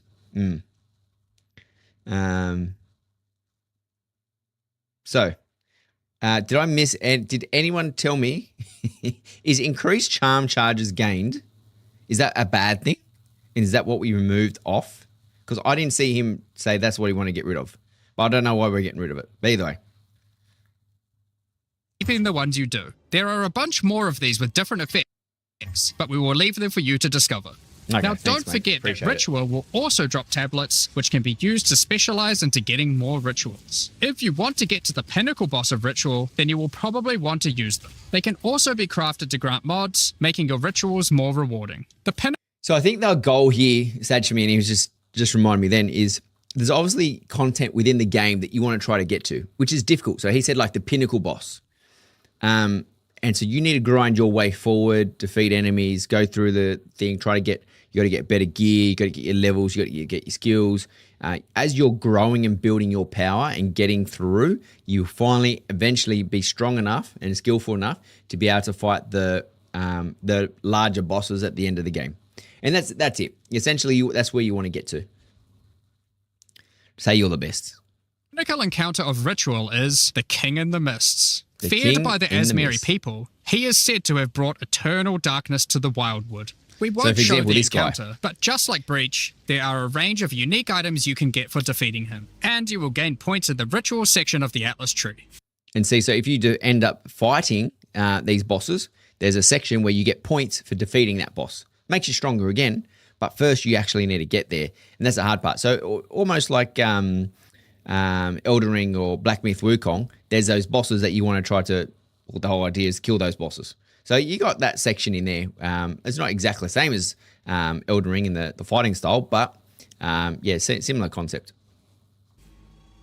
Some maps have been touched by insanity. I have no idea a what mysterious delirium is. entity has taken a special interest in you. Step through the looking glass and you They will always find your do. nightmares coming to life. When you touch a mirror, the mists of delirium will spread out across the area, infecting your mind. You must stay within the mist to maintain the nightmare, which is as profitable as it is terrifying. Everything you kill will increase the rewards that drop. However, the deeper into the mist you travel, the stronger the monsters are. Be careful not to overstay your welcome. Oh, yeah. Rare and unique enemies will become vessels for terrifying demons, who will manifest out of them to unleash powerful attacks on you. The mist also offers a strange crafting material. Oh, what's this? Another fucking thing? It's a crafting material. I better get to bed, get up early tomorrow. Here, have a good one. Yeah, good luck, Major. I'll see you tomorrow, mate. I'll be there. You love delirium? Was that in PoE at 1, was it? What's this new crafting material they've added? Out of them to unleash powerful attacks on you. Ah, okay. The mist also offers a strange Can be combined with other distilled emotions to instill amulets with notable passive skills or waystones with the layers of delirium. crafting material. Distilled emotions. By Distilled combining these emotions. emotions, you are able to instill your amulet with a notable from the passive skill tree. This is like gaining an extra passive point for free, attached. Oh, that's nice. It's a passive point. Okay, so these are good. These are really good. Crafting material wasn't to my knowledge. With POT, can you reset your talents kind of like freely on a way, or you got to start a new? No, you can't. Okay, you can reset your talents, but you do need to spend gold to reset them. Goblin. So it's not necessary. It's not free. So you can do it, but you just need to get gold. Like this guy, he's got 98,000 gold, and it might cost 300 gold per talent point to change. you have a lot of different options in PoE 2. You don't necessarily have to go down one path. The world is your oyster, and you need to go identify or navigate through that world to figure out which character you want to be and how you want to be. To your gear. They are also particularly great because you don't have to traverse the tree to get them, allowing you to get off-class bonuses that would normally be much harder to get. 20% increased blind effect blind enemies when they stun you. Fucking hell. Well, that's pretty good. So the delirium. Hey, Don Rick. Thanks, buddy. When can we play this? 6th of the December situation, Red. 6th of December. So you're saying that by doing the delirium, by getting the distilled emotions, so we've got 3 flasks, which are called distilled emotions, in the delirium. You mix them together, which gives you an amulet, which effectively gives you another passive, which is on the skill tree, that you don't necessarily have to build a path towards. Is that how it is? I think that was it. If that's it, that's pretty cool. Distilled emotions can also be used to instill your in-game maps, applying Delirious to them. Plays an area with 46% Delirious. Unique monsters have 2 additional modifiers, 35% increased rarity on items found in the area. Beautiful. And adding additional difficulty and rewards, allowing you to further juice your in-game maps. The tablets you can find from Delirium can be used to further improve it. I think the hard part is when you first get into something like this is how often do they drop? Because I'm one of those people that I will hold on to things before I actually know that I've got multiple, before I can use them. So if they're going to drop regularly, I'll use them. But when it's new to me, it's like I hold on. It's like, fuck, I should have used them ages ago. Increase pack size, make the fog dissipate slower, or improve your progress towards the pinnacle encounter of Delirium. Speaking of which, every now and then you will find simulacrum splinters. In the middle, Goblin. In the middle. Definitely in the middle. So definitely not checking it out. I'll be smashing this on the 6. You'll be, but I wouldn't say I was a veteran in the sense that I've played every season. I've been there since the beginning. But I know what it is. Razok Arbina, thank you for the follow, my friend. Oh, and if you haven't already, make sure you click on that link and go enter the giveaway so you can win yourself a Path of Exile key. We've got 10 to give away. The mysterious entity will create strange encounters based on warped versions of your own memories. Monsters and simulacrums come in waves that get progressively more difficult. You will receive loot at the end of each wave, and you will have to make the decision to leave now or continue on, facing up against even tougher foes from the mist. The bosses you will face as you get deeper into a simulacrum are truly terrifying. I think here's the and this. I like this mechanic. I do like this mechanic, but they've referred to a lot of these areas as same as the Ascension or so forth. You can go so far, and then you don't have to go to the end because the further you go, the harder it gets, which is good. Every one of these areas, it's the further you go, the harder it gets. But the thing is, the further you go, the harder it gets. You eventually get to a boss. So you do want to get further. So I guess I would have to see how hard it is to get back into an area, like what's required. Because once you're in, you're not gonna jump out unless it's stupid hard. But I'm one of those players that I probably won't jump into something if I'm not sure if I'm gonna win or not. Like I need to know I've got the power. I was like, yep, I'm running this. I've got this. Problem solved. Fine. If you can complete a simulacrum, you will gain points for the Delirium section of the Atlas skill tree. Next up, we have Expedition. Occasionally, while clearing corruption, you will encounter these Kalguran settlers. The Kalgurans have discovered ancient burial sites with lost Verisium artifacts, and they want you to help dig them up with explosives. The Kalgurans have marked the locations where the relics can be found. Place explosives as best you can to dig up as many as possible. Was there anyone actually a fan of these? Oh, I did it again. I did press pause. I moved to the stupid thing. Was there anyone a fan of digging up these graves and the explosives? Where were we? Expedition. I don't know. I was never a fan of the expeditions. Oh, you like it, Misha? Oh, now I've paused it. I did the thing that I was meant to do originally. Next up, we have I Expedition. guess they are quick. They are quick. Occasionally, while clearing corruption, you will encounter these Kalguran settlers. The Kalgurans have discovered ancient burial sites with lost At least they're Verisium back. artifacts, and they want you to help dig them up with explosives. The Kalgurans have marked the locations where the relics can be found. Place explosives as best you can to dig up as many as possible. There is just one problem. Corruption has brought the corpses of their ancestors to life, so you might have to do a little cleanup before you can reclaim the artifacts. There's nothing worse than dying in this area. I was like, fuck. You can also find remnants, the destruction of which will further anger the restless dead. Each one you blow up will make the subsequent monsters more powerful, but also more rewarding. Danig, Rog, Tujin, and Gwenin will exchange the artifacts for useful items and runic magic. You can also find tablets to increase the number of expeditions and the rewards. Beautiful. This one increases the radius of explosives, while this one increases the number of remnants you will find. Eventually, you might discover a logbook. These are special maps full of buried treasure and relics. Essentially, one giant dig site. Did they didn't Here, have you logbooks can create before, an did they? extremely long chain of explosives and go through a very high number of remnants. But be Yeah, I careful. never did that. Many remnants have mods that can really brick your build, so you will probably want to avoid these ones. If you add too many remnants, you could easily make the encounter harder than you can handle. There are all sorts of interesting things buried under the ground in logbooks. You might find dripping caves and hidden pirate caches. But the most powerful encounter is Olroth, the ancient undead commander of the Knights of the Sun. Defeating fair him will enough. grant you unique rewards, as well as points to spend in the expedition look at him, section he'll of the kick my Atlas ass. tree.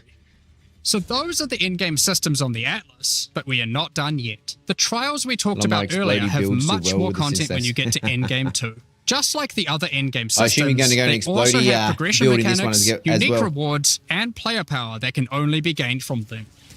As you get higher level coins for the Trial of the Sycamores, you will unlock more floors to explore. Each floor has its own Wow. challenging rooms Look at that. and a floor boss that you will need to kill. Look at all these minions. There are 4 floors in total, leading to another pinnacle boss at the end of the last floor, which can only be accessed at endgame.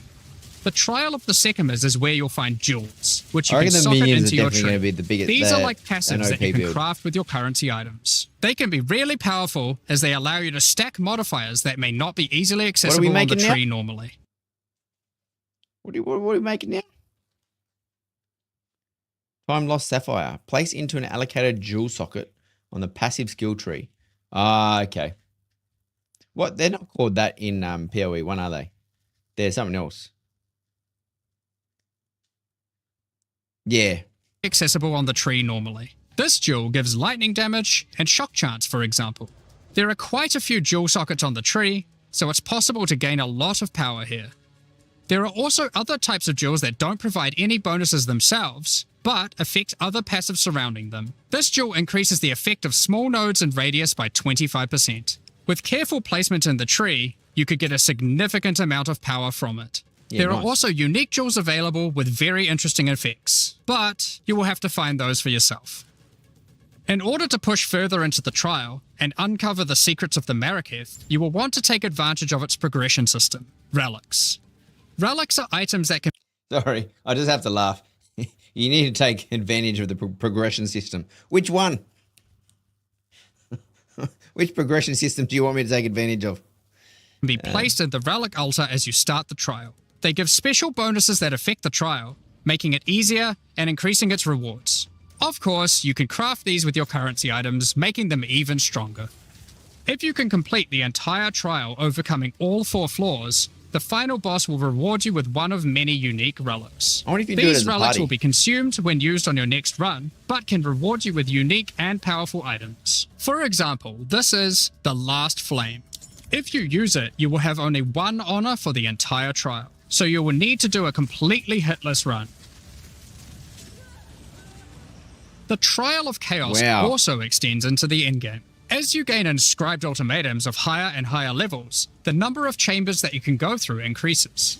In true Val style, this allows you to take even more risks for even more rewards. At endgame, you can progress through up to 10 chambers with 3 bosses on a single run. Stacking 10 tribulations on top of each other will make this a significant challenge, but it's worth it. The Trial Master will tempt you with items of the Vaal Empire, such as Vaal Orbs. Vaal Orbs are powerful crafting items that corrupt your gear with random, mysterious outcomes. Corruption prevents an item from being modified further, so it has to be the last step of your craft. But it's also the most impactful one. For example, if you use one on your body armor, it might add a new powerful enchantment, or it might re-roll up to half of its modifiers. I was always unlucky. Vaal Orbs also have the ability to add a socket, allowing you to bypass the normal restriction of how many sockets an item can have. A body armor could get up to 3 sockets this way, allowing for a significant number of mods. That's very good. Vaal Orbs can even modify uniques. Adding enchantments or sockets to uniques can make them incredibly powerful, but there is a good chance that you will break them as well. The Trial Master will also occasionally offer you soul cores. Originally formed by Chaos, the Vaal sought to replicate soul cores through human sacrifice rituals and blood magic to power their civilization. Soul cores are powerful socketable items, with mods that cannot be obtained from regular runes. The fuck are these mods? Like all endgame content, there is of course a pinnacle boss. The final chamber will drop keys to this mysterious door. Some say this is where the Trial Master himself resides. Perhaps you are willing to take the risk to find out. I sure am. Had enough yet? Because there is still just one more thing. The most difficult content in Path of Exile 2. While mapping, you might come across this fortress that has emerged from underground, surrounded by an enormous maze riddled with danger. Is the maze preventing something from getting in, or something getting out? This fortress is of ancient origin, and its construction has similarities to the towers and tablets that you have been using on your journey through the endgame. It is clear from the entrance that there are 3 keys required to enter. Local factions are vying for access to the fortress in order to seize the power they believe will be inside. Each of the faction's leaders have managed to get their hands on one of the keys, so you will need to defeat them. I gotta do some painting. Each faction is led by an Uber-Act boss. You can see one of them inhabiting the city, but in order to fight him, you will first need to defeat their 2 lieutenants in the adjacent zones. Oh, look at who's Be on the careful. wall. If you fail against either of the lieutenants, or to kill the leader, they will move on, and you will need to find them again. Oh, you're kill kidding. all the Uber bosses and you will gain access to the fortress. We aren't going to spoil it, as we can't wait to see you guys attempt it for the first time. But is there a tree you get points in after killing it? Of course there is. This is Path of Exile. There is always another tree. So these are your challenges for PoE 2. As you can see, this project is crazy huge.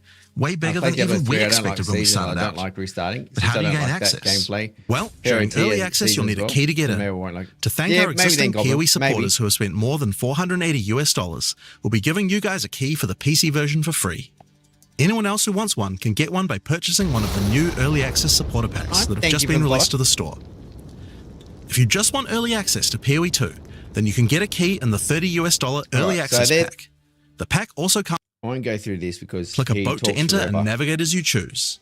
Decorate each island as now almost all of these items are available to use in PoE 1 right now. But there are a few exceptions where the item class clearly doesn't exist, such as crossbows or flails. And there are also a few microtransactions on weapon types that are unavailable in PoE 2 at the start of early access. Once classes that use those weapon types are added, those microtransactions will be available to use. Done. If you can't decide which supporter pack to choose yet, you can always start with the early access supporter pack that just includes a key and some points to spend in the store. So I think the question is, do the filters? I assume the filters work as well. The access starts. Hey. Most of this footage has been recorded in Path of Exile 1. Thanks, buddy. Since that, I think the filters must also work across in PoE 2, because now you use filters in PoE 1. I can only assume those filters will work as well. It's just a matter of being upgraded to whatever's available. Thanks for showing us, bro. I'm off to bed. Hey, see you, Raven. Have a good sleep, buddy.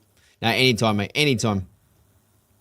But yeah, Goblin, potentially you might. I think you'd like the gameplay.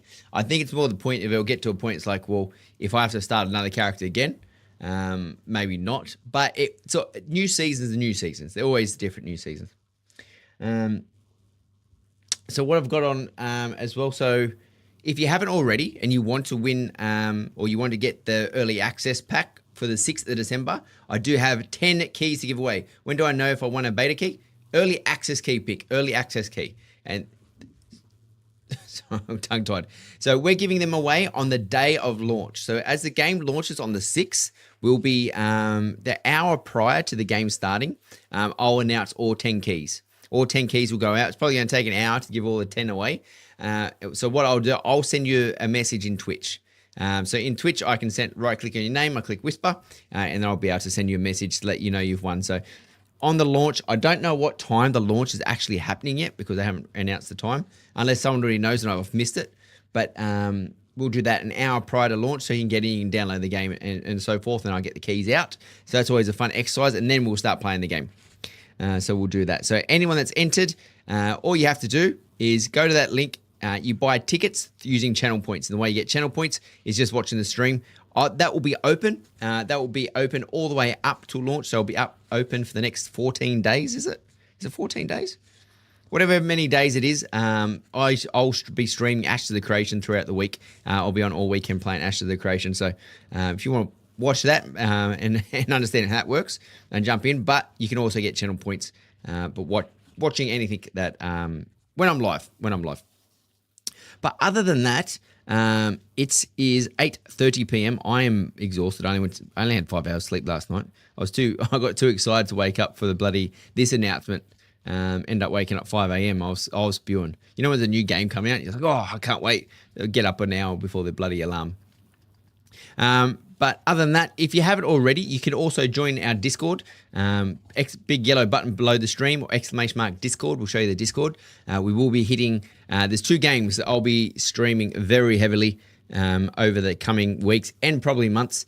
It's Path of Exile 2 and Ashes of Creation. We'll jump in there. We'll try Marvel Rivals, maybe some Delta Force, maybe. But yeah, no, it's definitely Ashes of the Creation, Path of Exile. So we'll be following them all the way up. To be honest, not all the way up. We'll be following them for probably a long time. So this is where you need to come if that's the stuff you like to see. Other than that, I'm actually going to get some shut-eye because the service at Ashes of the Creation will open up tomorrow at 5 a.m. So if I can get in a few hours, !POE. Tengu, !POE. That will get you in.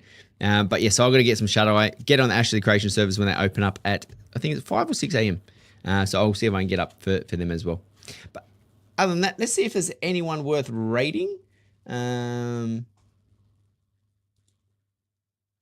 me just quickly, Path of Exile 2. I'm sure someone's doing something with Path of Exile 2 at the moment.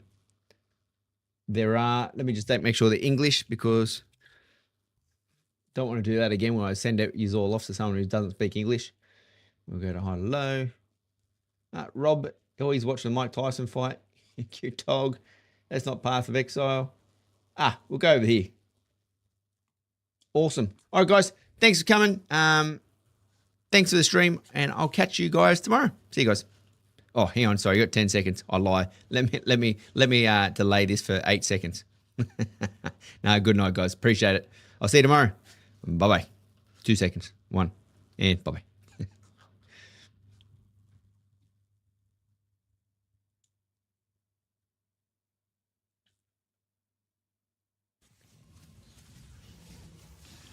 If you want to stick with just one weapon set, you can just use these specialization points as bonus points to invest however you like. Thanks for watching, guys. Plenty of opportunities with this system.